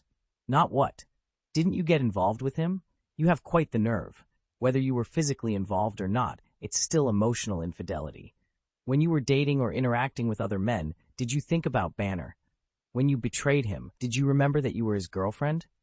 Duke's voice dripped with sarcasm. "You kicked Sampson out when Banner came back? Ha! What do you think of Sampson, a tool to relieve your loneliness? Whether you were physically involved or not, it's still a betrayal. And if you were, it's even worse. A scumbag indeed." "He has someone better, someone worth waiting for," Duke snorted. "Isn't Martina wonderful, young, beautiful, good figure, good personality, truly wonderful? Forget it, I have nothing more to say to you. From today onwards, I don't want you to appear by Banner's side again." Duke opened 2 portals, one to dispose of the abomination, and the other. Hulk was grabbed and pulled through the portal. "General Ross, if you want to find Fao, Lelt, you're welcome to visit Karazhan as a guest. Let's go, my dear," Duke said. Behind them, Mara took a deep look at Betty Ross, then shook her head and followed. The portal disappeared. "No!" Betty Ross cried out, but her pleas fell on deaf ears. The abomination had been thrown into the magic circle, receiving the same treatment as the big boss. Despite his chest being collapsed, he was still alive. Given time, he would recover. "Blonsky, now I'm giving you a chance to pledge your allegiance," Duke declared. Abomination staggered and sat up on the ground, coughing up blood from his severe injuries. "Dharma God Duke, being recruited by you, it seems like a very honorable thing. But are you really willing to recruit someone like me?" Blonsky pointed to his grotesque face, embodying the essence of a villain. Could Karazhan, known for its positive characters, really take in someone like him? Although he was more concerned about his newfound power, he couldn't ignore his hideous appearance. Unlike Hulk, he had an IQ and knew he couldn't escape now. Reluctantly, he agreed. With Karazhan as his backer, he could walk with confidence in the future. The only downside was that he might have to play a decent role from now on. "Oh, the sorrow. That's good. I will give you a month to renew your mind. Of course, to prevent you from causing trouble, I'll add some condiments," Duke said, snapping his fingers lightly. Suddenly, a powerful oppressive force descended from all directions. Abomination couldn't bear it and collapsed to the ground, sweating profusely. His head felt like it was about to be torn apart. "Ah!" he screamed. 3 seconds later, Abomination sat up again. "Strange. Why do I feel like you're my master in my mind?" Karazhan possessed the supreme soul suppression, and Duke was the master of Karazhan. By activating this ability, everyone who entered Karazhan would become his servant, unable to resist his will. This ability was ineffective only against those equal to or stronger than him. In other words, it worked on everyone below demigods. Why wasn't the big boss's soul suppressed? Because the big boss wasn't just a villain, he had a decent side. Duke gave him a chance. If he couldn't become popular within a month, he wouldn't escape this fate. End of this chapter. Chapter 234, Emotional Mentor. Duke, when Bruce Banner woke up, he found himself in a strange place, with Duke sitting on a wicker chair 3 meters away in front of him. He looked around, trying to make sense of his surroundings. Is this Karazhan? He wondered aloud. Why am I here? How's Bronsky? Where's Betty? Bruce Banner sat up slowly and was about to get out of bed when he realized that he was only wearing a pair of shorts. He immediately pulled the quilt back over himself. It's all men here. What are you afraid of? Duke rolled his eyes. It's only men who have to be afraid. Oh, I didn't expect. Dr. Banner also has a sense of humor, Duke smiled. Humor? Bruce Banner was stunned for a moment, then realized that Duke was referring to an internet meme from the East. He had to admit, Duke was quite knowledgeable. Don't worry, I didn't change your clothes. Oh. Bruce Banner finally breathed a sigh of relief. Come in, Duke called out. The door opened slowly, and a girl entered with a plate in her hand. Duke pointed to her. She changed your clothes. Bruce Banner's eyes widened in surprise. Martina, how are you here? Realizing he was only in shorts and that Martina had changed his clothes, he immediately pulled the quilt tighter around himself, leaving only his head exposed. You don't come any closer. Dr. Banner's shyness was quite amusing. Martina, however, paid no attention to his discomfort. She quickly walked over, placed the dinner plate on the bedside table, and gave him a sly look. Bruce Banner understood instantly. She had already seen everything, and it was pointless to cover up now. On the dinner plate were a glass of milk, a glass of Coke, 2 sandwiches, and a KFC family bucket. Why is she here? Bruce Banner asked, still bewildered. I thought you kissed her before you ran away that day. I assumed you were a couple and brought her back so you two could reunite. Besides, you molested her. I had to bring her back, right? Dr. Banner, we are all men, and men have to bear responsibility. When you kiss someone, you can't pretend that nothing happened, can you? Duke asked, amused. I. Bruce Banner stammered, unsure why he had kissed Martina before leaving. The situation had been urgent, and he hadn't had time to think about such things. If it was out of gratitude, it didn't make sense. There was no reason to say thanks with a kiss. Speaking of thank you, it would be more reasonable for Martina to kiss him, as he had helped her with the foreman. Was it to say goodbye? But there was no kiss in farewell, right? He was so tangled. Martina really had nothing to do with him. Unexpectedly, because of his actions, Duke had brought her back to him. He already had a girlfriend, but he couldn't say it so directly. It would hurt Martina's feelings. She had come all the way to America, all alone. Martina looked him straight in the eyes, making him even more flustered. Okay, Martina, you go out first, Duke said. Ah. Martina left, and Bruce Banner breathed a sigh of relief. Mr. Duke, you're killing me. Why? Finding you a beautiful wife is hurting you? Duke laughed. Okay, don't play tricks on me. You should know that I have a girlfriend, Bruce Banner said, regaining his composure. He realized there was a loophole in Duke's words. How could Duke not know about his girlfriend, Betty? I know, Duke said, taking a sip of green tea. That's why I brought you Martina. She really likes you. Don't let her down. Sending a beauty to be your wife is a benefit I give you as an employee. As for Betty Ross, forget it. She is not suitable for you. Upon hearing this, Bruce Banner stood up immediately. Why is she not suitable? Why do you say that we are not suitable? Wait, what employee? When did I agree to be your employee? From the moment you asked me for help, Duke replied calmly. What? Isn't this the job of your House of Wishes? I'll just pay you, Bruce Banner protested. Bruce Banner was a little confused. You may have forgotten the additional conditions. The reward for fulfilling your wish is determined by me, and the right to interpret it belongs to me. I never said that the reward must be money. Duke laughed sinisterly. Bruce Banner, author, Mr. Creator, I have entered the den of thieves. Can I still get out? 13 sons monking the table and laughing. They are all in the nest, so just obediently obey. Then I regret it. No one can interfere with my freedom. Do you want to find the boss? Boss? Duke raised his hand, and a mirror appeared in midair. Inside the mirror was the embarrassing scene of the big boss being chased by a skeleton reptile. Is that Dr. Stern? Although his appearance had changed drastically, with his head resembling a Peruvian alien, Bruce Banner recognized him immediately. However, wait, what are those 2 armed monsters? This is my secret in Karazhan. Duke waved his hand again, and the mirror disappeared. How about it? Do you still want to leave? Bruce couldn't leave. If Samuel Stern was still there, he could help him again. But now, that guy couldn't even protect himself. And with his head looking like that, it was clear that Duke's words weren't all lies. Mr. Lan really wanted to use him, and he had seen those fake blood bags. In fact, even if Duke hadn't caught him, that guy would have been caught by Ross. Now, the only hope was Duke. Forget it. If I have to be an employee, I'll be an employee, but you can't interfere with my freedom. Bruce Banner reluctantly agreed, which really made Betty's point true. Duke truly had his heart. Of course, I can give you permission. You can freely enter and exit Karazhan. Duke nodded and placed the teacup on the table. Now, let's go back to the topic. Why did you say that Betty and I are not suitable? Because of Ross. Hearing this name, Bruce Banner collapsed instantly. It was indeed an unavoidable hurdle. With such an old man in the middle, it was impossible for him to be with Betty. Also, you can put on the forgiveness hat willingly, but I will never allow this to happen. Duke snorted coldly. Forgiveness hat?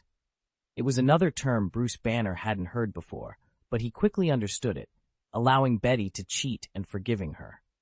Another moment of silence. When he came back, he was frightened and didn't think about these things at all. Seeing his girlfriend eating and drinking with others, laughing and dating, he felt so sad. But when Betty came back to him again, he forgave her instantly. Maybe it was a kind of self-catharsis, self-deception, In short, it was safe now, and when he thought about it, there was indeed a thorn in his heart. End of this chapter. Chapter 235, Emotional Mentor. Duke Bruce Banner smiled and shook his head. This is my personal matter. Yes, Duke replied, raising his teacup. But you are my employee now. As your boss, I have to be responsible for my employees. I don't want personal issues affecting your work. Bruce Banner remained silent.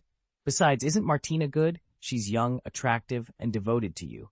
Except for her knowledge, how is she any less than Betty Ross? When I told her I wanted to reunite her with you, she agreed without hesitation. Bruce Banner still said nothing. Tell me, what are you planning to do with Betty Ross? You got close to her because of General Ross's experimental project. Now that you're wanted by Ross, do you still expect to be with his daughter? She has no meaning to you anymore. If you need a highly educated person, we have Dr. Erskine and Dr. Howard Stark here, both far superior to her. Bruce Banner remained silent. Duke stood up, walked over, and patted Banner on the shoulder. Even though you're my employee now and General Ross won't dare touch you, what if you get back together with Betty? Facing such an excellent old father-in-law, wouldn't you be worried? Think about it. Eat and rest first. I brought you Martina, so take it easy. He turned and walked towards the door. Bruce Banner looked at the food on the dinner plate, feeling no appetite. Wait, where's Bronsky? Duke waved his hand, and another mirror appeared in midair, showing Bronsky being chased by skeleton reptiles. Just like the previous boss, he will be punished for 1 month. Bruce Banner was puzzled. Those weird behemoths were much bigger than Bronsky and seemed to swallow him whole. But the 10-meter big mouth didn't kill Bronsky. He realized those strange behemoths didn't seem to be entities, yet they could bite Bronsky. The huge tail tip even penetrated Bronsky's body. These are the soul bodies of skeleton reptiles, and they attack each other's souls, Duke explained. Bruce Banner was stunned. Although he didn't believe in science 100% anymore, he had seen a lot. But soul?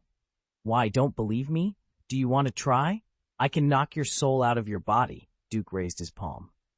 Although his magic wasn't of the Marvel Karmatage style, it could still blast a person's soul out of their body.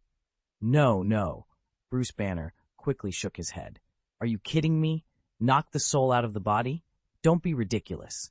Those things are. Skeleton Reptile comes from an isolated island. If you join, you may come into contact with these in the future, Duke said, knowing no scientist could resist their curiosity. Really? I'll join.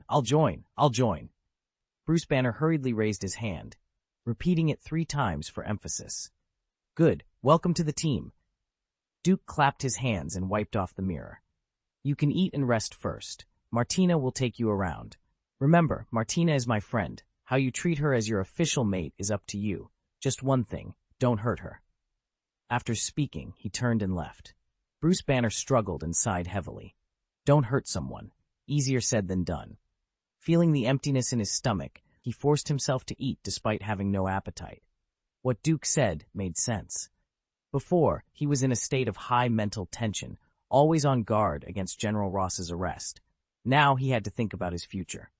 Bruce Banner sat in his lab, his mind a whirlwind of conflicting emotions. The memory of Betty's betrayal gnawed at him, a constant reminder of his own shortcomings. One moment, he felt as if he were in hell, and the next, finding Betty again, had him soaring to heaven. It was a roller coaster of emotions that left him confused and vulnerable. As a man of science, Bruce lacked the experience in matters of the heart that someone like Tony Stark had. He had finally found a girlfriend in Betty, and despite the betrayal, she had come back to him. Shouldn't he be happy? Of course, he was happy, so happy he felt like jumping for joy. But guilt gnawed at him, preventing him from blaming Betty. Instead, he directed his anger inward, hating himself for the uncontrollable rage that had hurt her in the lab. When the dust settled and he had time to reflect, the betrayal was still there, an unavoidable thorn in his side. He tried to convince himself to forgive her, repeating the word like a mantra, but the pain remained. Adding to his turmoil was the presence of Betty's father, General Ross, an insurmountable obstacle in their relationship. The door creaked open, interrupting his thoughts. Martina entered the room, and Bruce, caught off guard, choked on his milk, his face turning red. "Are you okay?" Martina asked, rushing to his side and gently patting his back. "Cough, cough. I'm fine, thank you," Bruce replied, embarrassed. He quickly lowered his head, avoiding her gaze, and took a bite of his sandwich. Bruce had spent most of his life immersed in science, single-mindedly pursuing his research. He had been single for over 30 years before meeting Betty, his first love. Now, at almost 40, he found himself in an unfamiliar situation. His boss's wife was showing interest in him. It was a first for him, and he felt awkward and unsure. "I like you, Banner. Do you like me?" Martina asked boldly. Bruce choked again, this time on his sandwich. It was the first time a woman had ever confessed her feelings to him. In his youth, he had been so absorbed in his studies that girls found him dull and uninteresting. But now, here was Martina, younger and more beautiful than Betty, expressing her interest. Did it matter who he was with? For a science nerd like him, perhaps not. He thought back to his time in the port of Bordeaux and without thinking blurted out, "I like you." "Really?" Martina's face lit up with a smile, but she quickly composed herself. "I know you don't have that kind of affection for me yet, but we can try dating first." Bruce nodded, still feeling a bit awkward, but willing to give it a try. Maybe, just maybe, this was the start of something new. End of this chapter. Chapter 236. This is the feeling, okay? After eating and resting, Bruce Banner followed Martina out to get familiar with Karajan. "Only this floor is allowed for free movement," Martina said, pointing to the surroundings. "Why?" Bruce Banner asked, puzzled. "Because the permission is only for this layer. You must have permission to go to other layers. If you don't have it..." Martina paused for a moment. "What happens if I don't?" Bruce inquired. "If not, you will be attacked by an invisible enemy in a place you can't see. Besides these, you may enter the dimensional world or illusion. Without the permission of Mr. Duke and Miss Diana, you can't get out," Martina said with a smirk. Bruce Banner gulped.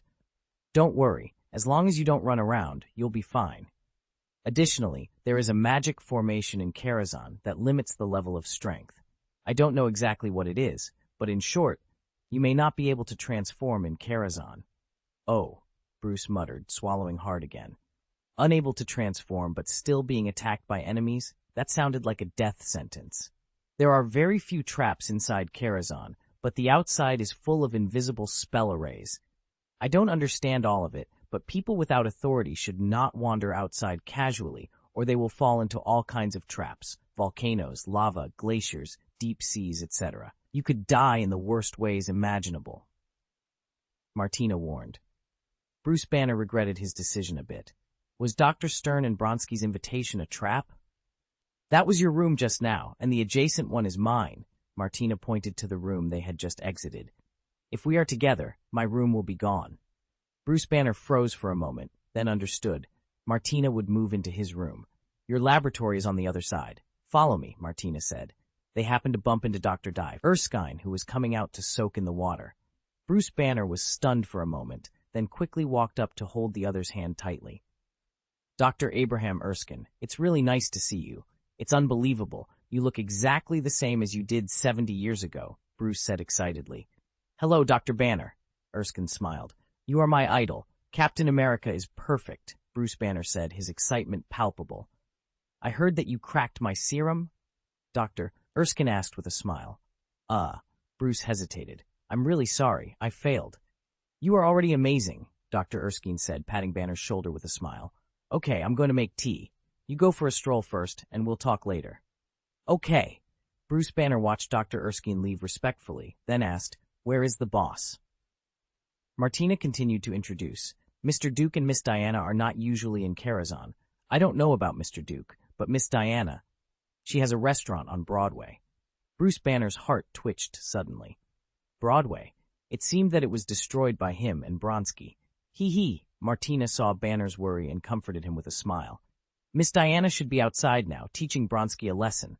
Although she can't kill him, making him suffer is still fine. Bruce Banner shivered at the thought of Diana's power and Bronsky's miserable fate. May Yesu bless him. The defense system of the entire Karazhan is controlled by Miss Yan Lingji. She is an elemental elf, so beautiful. Martina's eyes sparkled with little stars. How beautiful could she be? After Yan Lingji floated past him, Bruce's brain was suddenly unable to think, and it took a long time before he returned to normal. Martina didn't care that her boyfriend was in such a mess because it was the same when she first saw Miss Yan Lingji. She could be sweet or salty, attackable and acceptable, domineering or cute and sweet. There are many elves and servants in Karazhan, scattered around, Martina continued. Look around, the curator supervises and directs them, he said. He had just seen the elf, a tiny creature no larger than a palm, flitting up and down. It emitted various lights and had small transparent wings. It was something that only appeared during a summoning. What kind of servant was this? It didn't resemble a human at all. Director, what is that? He asked. I don't know. I haven't seen it before, but it's said to be made of pure earth elements combined with arcane, frost, and fire magic. There might be other elements too. In short, it's a very powerful entity, equivalent to the final boss in an online game, Martina explained. The new curator was completely different from the one in the game or the big movie. Although its appearance was still based on the game's image, it was much richer in detail. In the game, the curator only used arcane magic, but Duke had added 3 cores of fire and frost to it, along with a powerful defense. However, it lacked speed. If it had speed, it would be too overpowered. Just the curator alone could wipe out 80% of superheroes and supervillains. Why is it called curator? Bruce Banner asked, finding the name peculiar. I don't know, no one knows. It's said to be Mr. Duke's feelings, Martina replied. Feelings? Bruce Banner was even more puzzled. Of course, it had to be called the curator. This was a good feeling. The new version of Karazhan had undergone drastic changes, and it would be really different if the curator was gone. The curator commemorated the painful feelings of dying there while opening up Wasteland. Whose room is that? Bruce Banner asked, pointing to a strange room at the far end. The door emitted a purple light. That's Mr. Duke's second apprentice, called Leon. She is a remarkable girl, and I will tell you her story later, Martina said, tugging at her boyfriend and walking to the other side. It was obviously a forbidden place. Mr. Duke has 3 apprentices. I believe you know all of them? Bruce Banner nodded. Yes, Samir, the boss of Heaven's Kitchen, and Jennifer. I always thought there were only 2, but now it seems there are 3. Leon has passed away. To be precise, her body has passed away, but her soul remains very strong. She rarely goes out, so no one outside knows her. Miss Jennifer rarely comes back, spending most of her time at Hope. Hope, the Hope Pet Hospital, brings hope to pets. End of this chapter. Chapter 237, Karazhan Ba Q. What Banner cares most about is his own laboratory. After all, he is a tech geek, so that's his primary concern. He turned around and found that it was quite comprehensive. At least he could dabble in all directions of his current research. It is said that the laboratory was not so big at first because there was only Dr. Erskine at the time. It was re-expanded later because Dr. Howard Stark also came in. Mr. Duke merged the laboratories together, Martina explained. Howard? Isn't that Tony Stark's dad? Banner asked, more concerned about his laboratory. He looked around. Although the laboratory was large, it was actually not that big. Accommodating at least 3 people would be very crowded, and the respective experimental projects would not be able to be used. If 3 people started 3 projects at the same time, there was also a risk of explosions. Generally speaking, most top experts have their own laboratories, which are more of a protection than a status symbol. I'm not sure about this. It doesn't seem to be the case. It's a spell to grow larger. Martina was confused. Bigger. Banner was even more confused. At this moment, the wall flickered suddenly, like a matrix grid. The wall disappeared. Just grow bigger like that. There was a person standing outside the wall. Taking a closer look, wasn't this Howard Stark? Looking at the transformed space again, Banner was even more confused. Is this the mystery of magic? It felt amazing. Hello, Mr. Stark. Banner hurried forward and shook hands. Although Howard Stark did not have the brilliant achievements of Dr. Erskine, he also participated in the birth experiment of Captain America. Although Dr. Erskine became famous in World War I and his name is connected with Captain America, Howard Stark is still powerful in terms of status. After all, he was the one who started Stark Enterprises. As for being one of the founders of S.H.I.E.L.D., this Banner didn't know yet. Hello, Dr. Banner. The two shook hands, and Howard joked, "You are fine. I like the way you turn green." Ah, this was embarrassing. If we don't say this, we are still good friends. I didn't think there was anything wrong with being green before, but now that I was dissed by Duke, he has equated turning green with being cheated in his heart. Just now, I just subconsciously wanted to shake hands, and I realized it after being embarrassed. You are also a soul body? Is it strange? If I didn't die, I would be 100-year-old man. Howard Stark laughed at himself. You don't look like this. Although it is a soul body, Howard Stark looks like a young version. Banner wondered, the soul body can't touch the entity. I just saw those skeletal reptiles. They can't beat Bronski. Who is Bronski? Howard Stark didn't know, but just hearing the name skeleton reptile knew what was going on. It must be the bad guy Duke threw in. That's an ordinary soul body. Not exactly. Ordinary soul bodies really can't touch the entity, and those skeleton reptiles are not inaccessible to the entity. It's just one of their attack methods. If you really use the entity to attack Bronski, I guess they would die after a few rounds, Howard Stark said. Oh, Banner understood. It is true if you think so. If those monsters with big mouths could really bite Bronski, he would have been torn to pieces. However, it is also beneficial to switch to this form of attack because physical attacks cannot hurt them. But if it is converted into a physical attack, although it can hit the enemy's body, the opponent can also attack them, explained Howard Stark.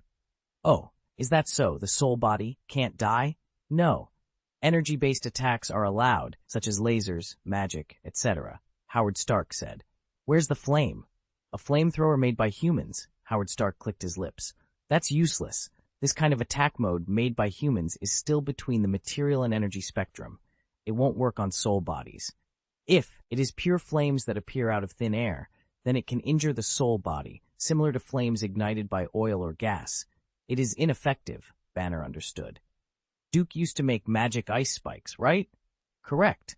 By the way, you're talking about human beings here. Human beings. It feels very awkward, Banner said naively.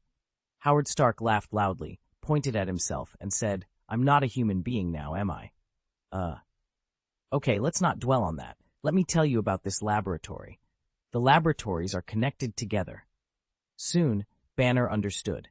There is a compressed space technique in this laboratory, which makes it look small, but it is actually very large. Through a special driving method, the secondary restrictions of the spell can be lifted, allowing Howard Stark to be seen. When closed, the secondary confinement rises again, making him out of sight, just his own solitary lab. If there is a large-scale experiment, or if you need to cooperate with each other, you can open the secondary restrictions in this way. Come, let's not talk about anything else. I have a question that I can't get around. It just so happens that you are here, and you can help me with it. Then Howard Stark dragged Banner to the test bench. I always thought the soul was one, but the discussion was endless at once. Martina smiled, turned, and left without disturbing the two of them. Dinner time. To welcome Bruce Banner, Duke hosted a huge welcome dinner, a barbecue.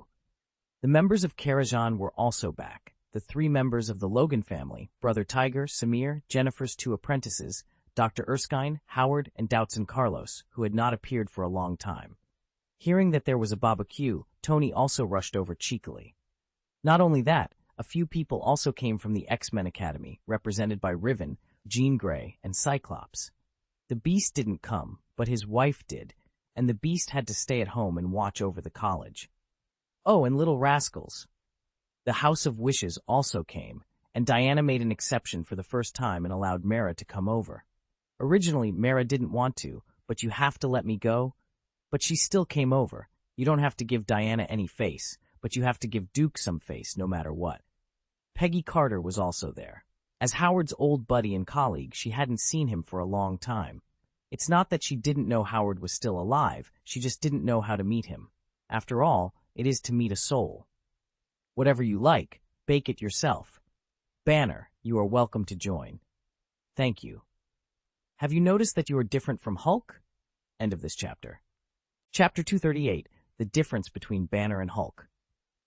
Have you noticed that you are different from the Hulk? Duke asked, feeling a bit embarrassed. Banner was happily gnawing on 2 large kidneys, oblivious to their origin.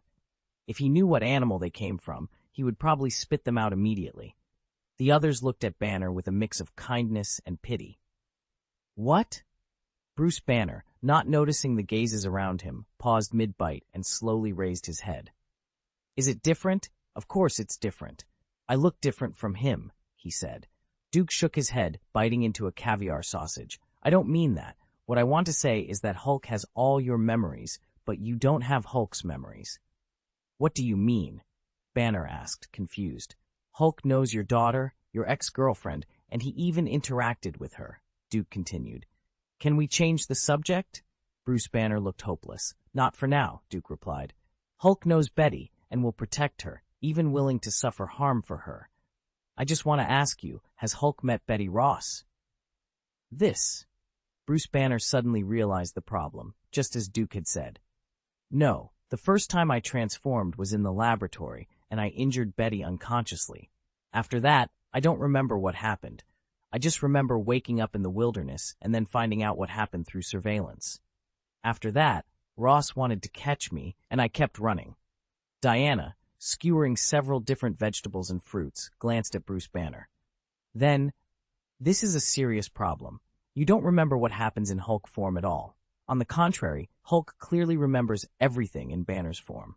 She had a PhD in psychology and understood the symptoms of dual personality.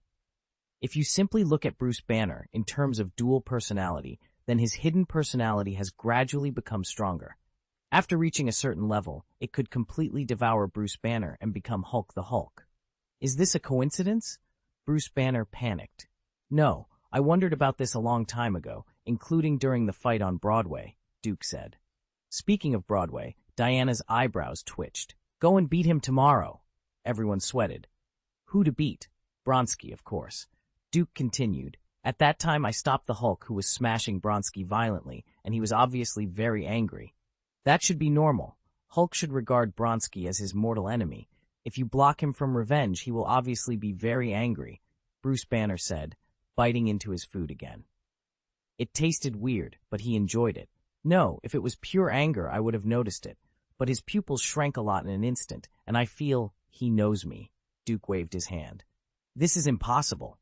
Bruce Banner found it ridiculous. If Hulk knew Betty, it made sense. After all, they had been in love for several years, and those memories were unforgettable. But for Duke, there was no special impression. Banner shouldn't have this memory. Only unforgettable things are remembered, while trivial things are forgotten. Tony has recorded the scene at that time. Take a look, Duke said. Tony nodded, and a few drones flew up, projecting a holographic light curtain. In the center of the light curtain was the scene of Hulk beating Bronski. The next moment, Duke suddenly appeared, raising a slender arm and easily blocking Hulk's fist with a giant hammer. Seeing this scene, everyone was a little confused. This was the first time they had seen the video of the Battle of Broadway, and they were secretly calculating Hulk's combat effectiveness. Brother Who was a little surprised. This big green guy was super strong. Even if he was covered with, the black dragon scales couldn't withstand much more. Apart from the boss and the proprietress, it was estimated that only the curator could overpower him.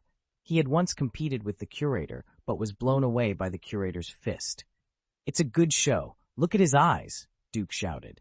Although Hulk's pupils contracted for only a second, it was enough to see his transformation clearly.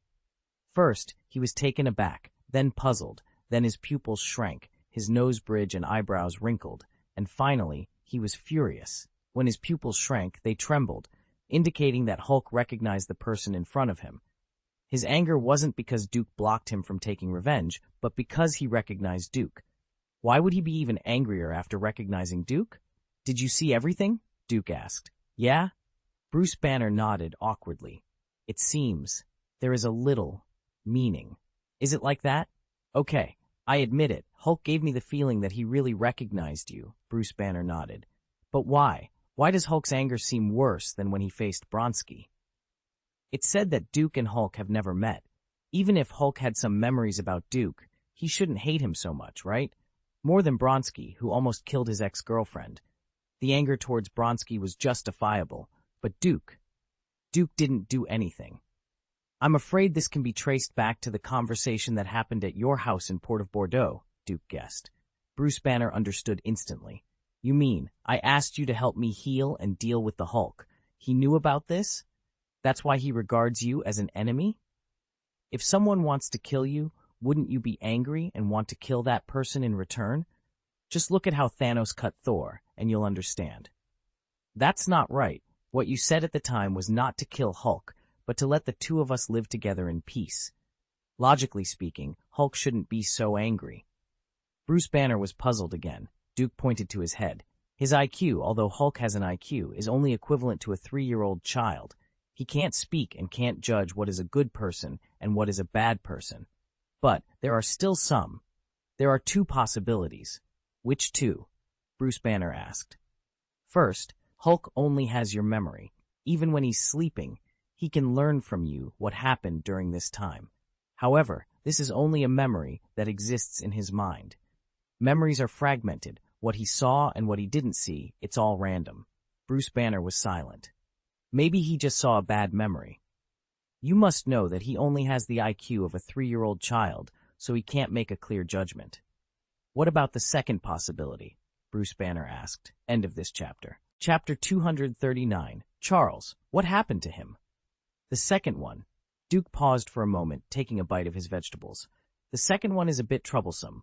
Hulk is awake all the time. He just doesn't want to come out." Everyone was stunned. Bruce Banner asked, "How? What do you mean?" "Hulk has shut himself in a dark room. When you are awake, he sits in that dark room.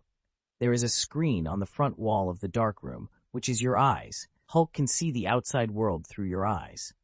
There was a moment of silence, followed by an uproar. Tony clapped his hands and gave a thumbs up. "Banner, this is you."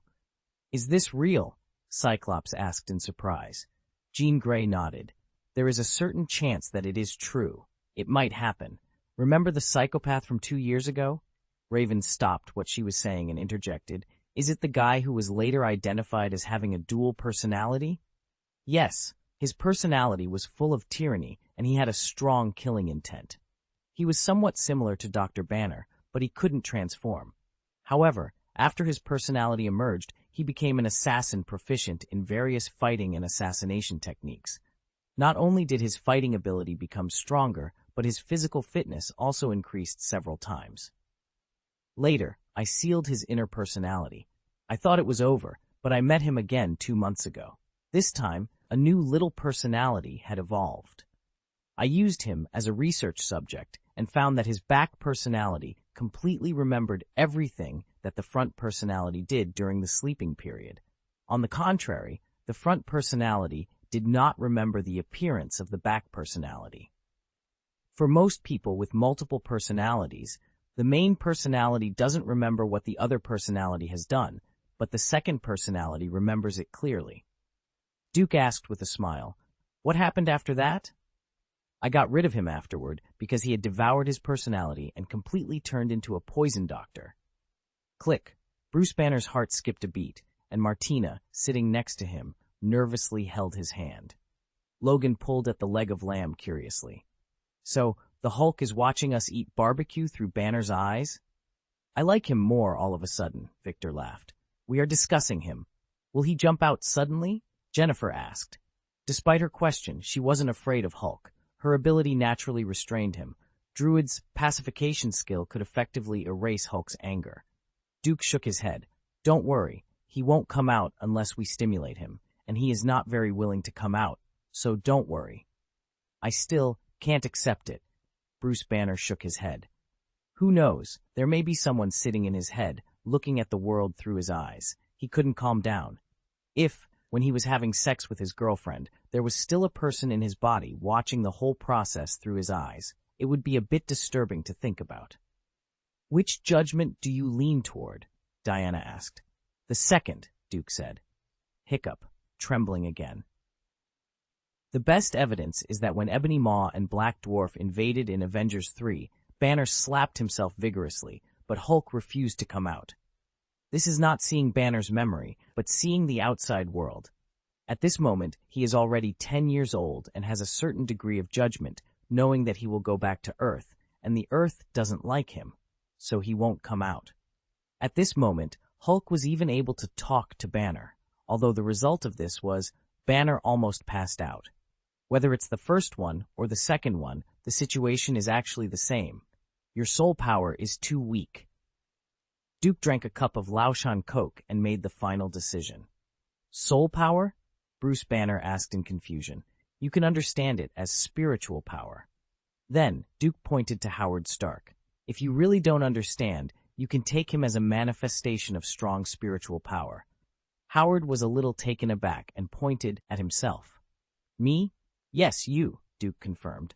Although your existence is tied to Karazhan, your soul power is strong enough to take human form.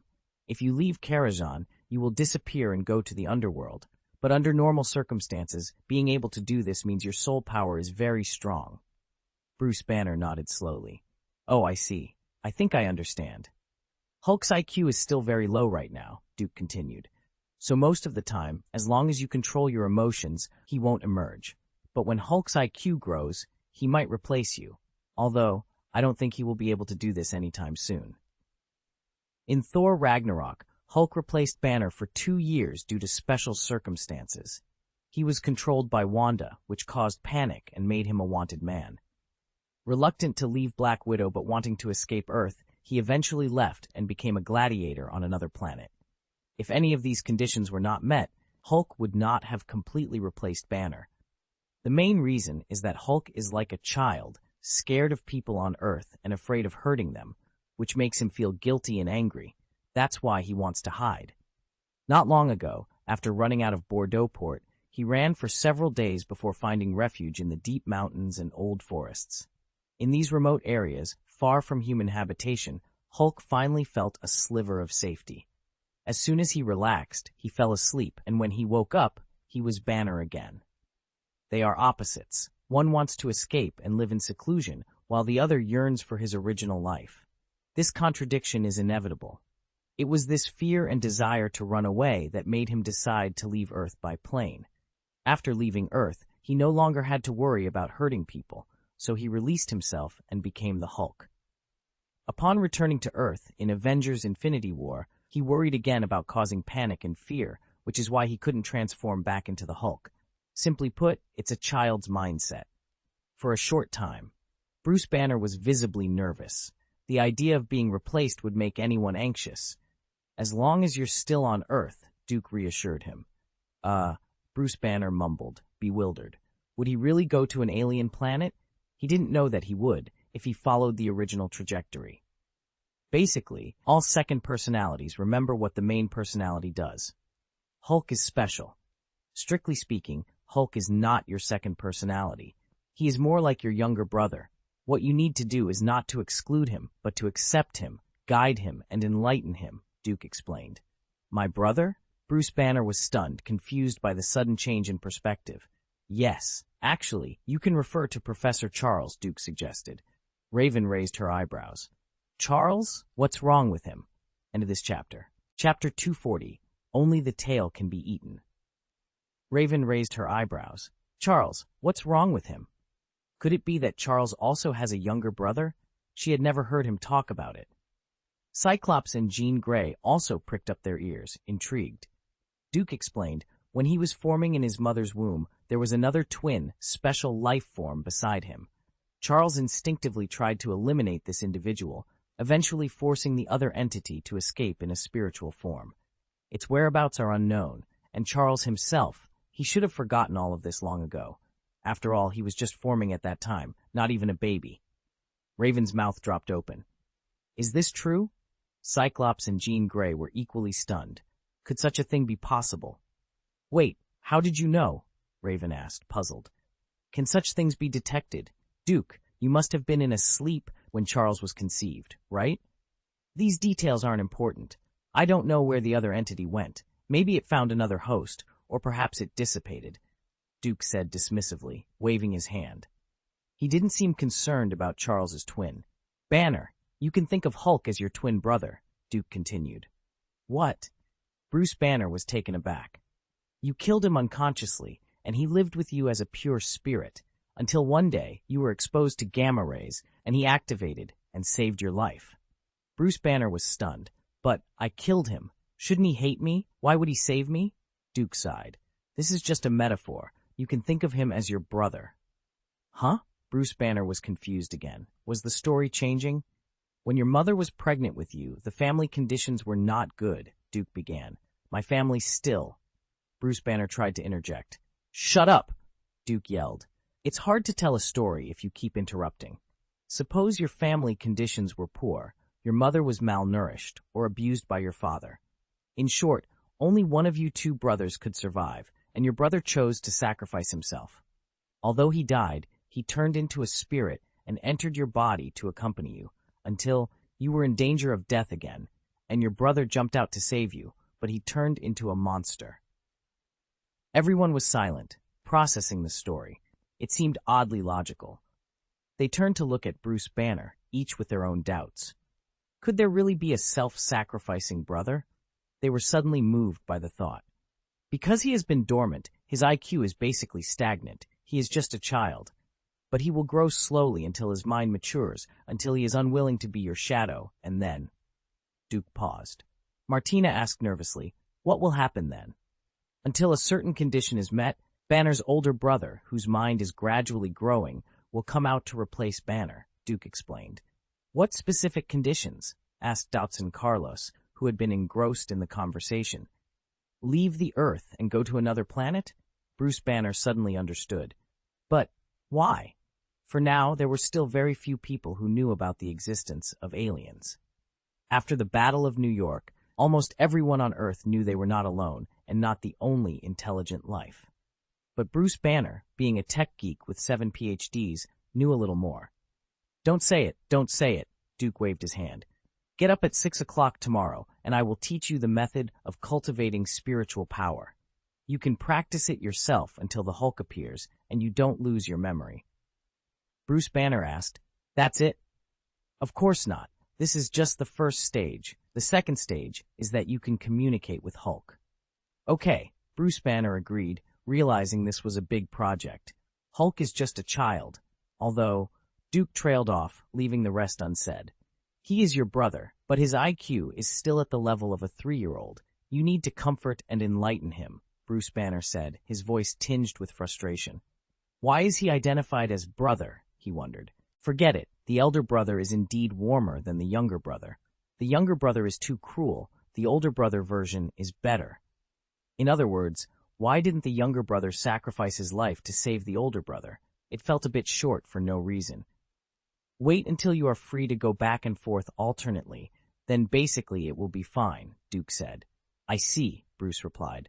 Okay, the matter is clear. Let's continue with the barbecue, Duke announced. Everyone. Woo, this kidney tastes pretty good. It's delicious. Although the taste is a bit unique, what kind of animal meat is this? Bruce Banner quickly shifted his attention. Hulk's affairs can't be rushed, so take your time, he thought. He knew that Duke could go back to the ancient times. In front of it, he roasted Titan python, Fengshen pterosaur, baked Tyrannosaurus rex, and stewed rhinoceros. He also participated in it, hoping to extract DNA to see if he could find the possibility of healing. But unfortunately, his luck seemed to have run out. He did not win the lottery. Finally got it this time. Hearing this, a helpless smile crossed the corner of Logan's mouth. I advise you not to know. Victor was also laughing. You will definitely vomit. Thinking of the scene where he almost died, Victor still twitched a little. Although he couldn't die, as a taste tester, he still suffered from all kinds of cramps all by himself. Even though he has a strong self-healing ability, he was still tortured for several days without food. Not everything is edible, especially the game. Wild game has many viruses, bacteria, and parasites. I really don't know what to show off in this kind of thing. Take a bite, and you will be able to have a higher status than others, and you will have a sense of superiority? Shrimp logic. Why, this thing? Cyclops was a little curious. I think it's quite delicious. He saw that Banner's food was delicious, so he tasted it himself, planning to go back and show his glory at night. It's a pity that he couldn't stop his mouth after this bite. Really want to know? Duke asked playfully. No. Although he hadn't known Duke for long, Bruce Banner quickly refused, sensing something was off. Pity. Too late. It's actually the skeleton reptile outside, Duke revealed. Sure enough, Bruce Banner's face turned red. Vomit. He opened his mouth and retched. Ha! Victor laughed loudly. Finally, someone can understand my pain. Only the tail and the internal organs can be eaten. Cyclops looked confused. What's the matter? A skeleton reptile. What is it? End of this chapter.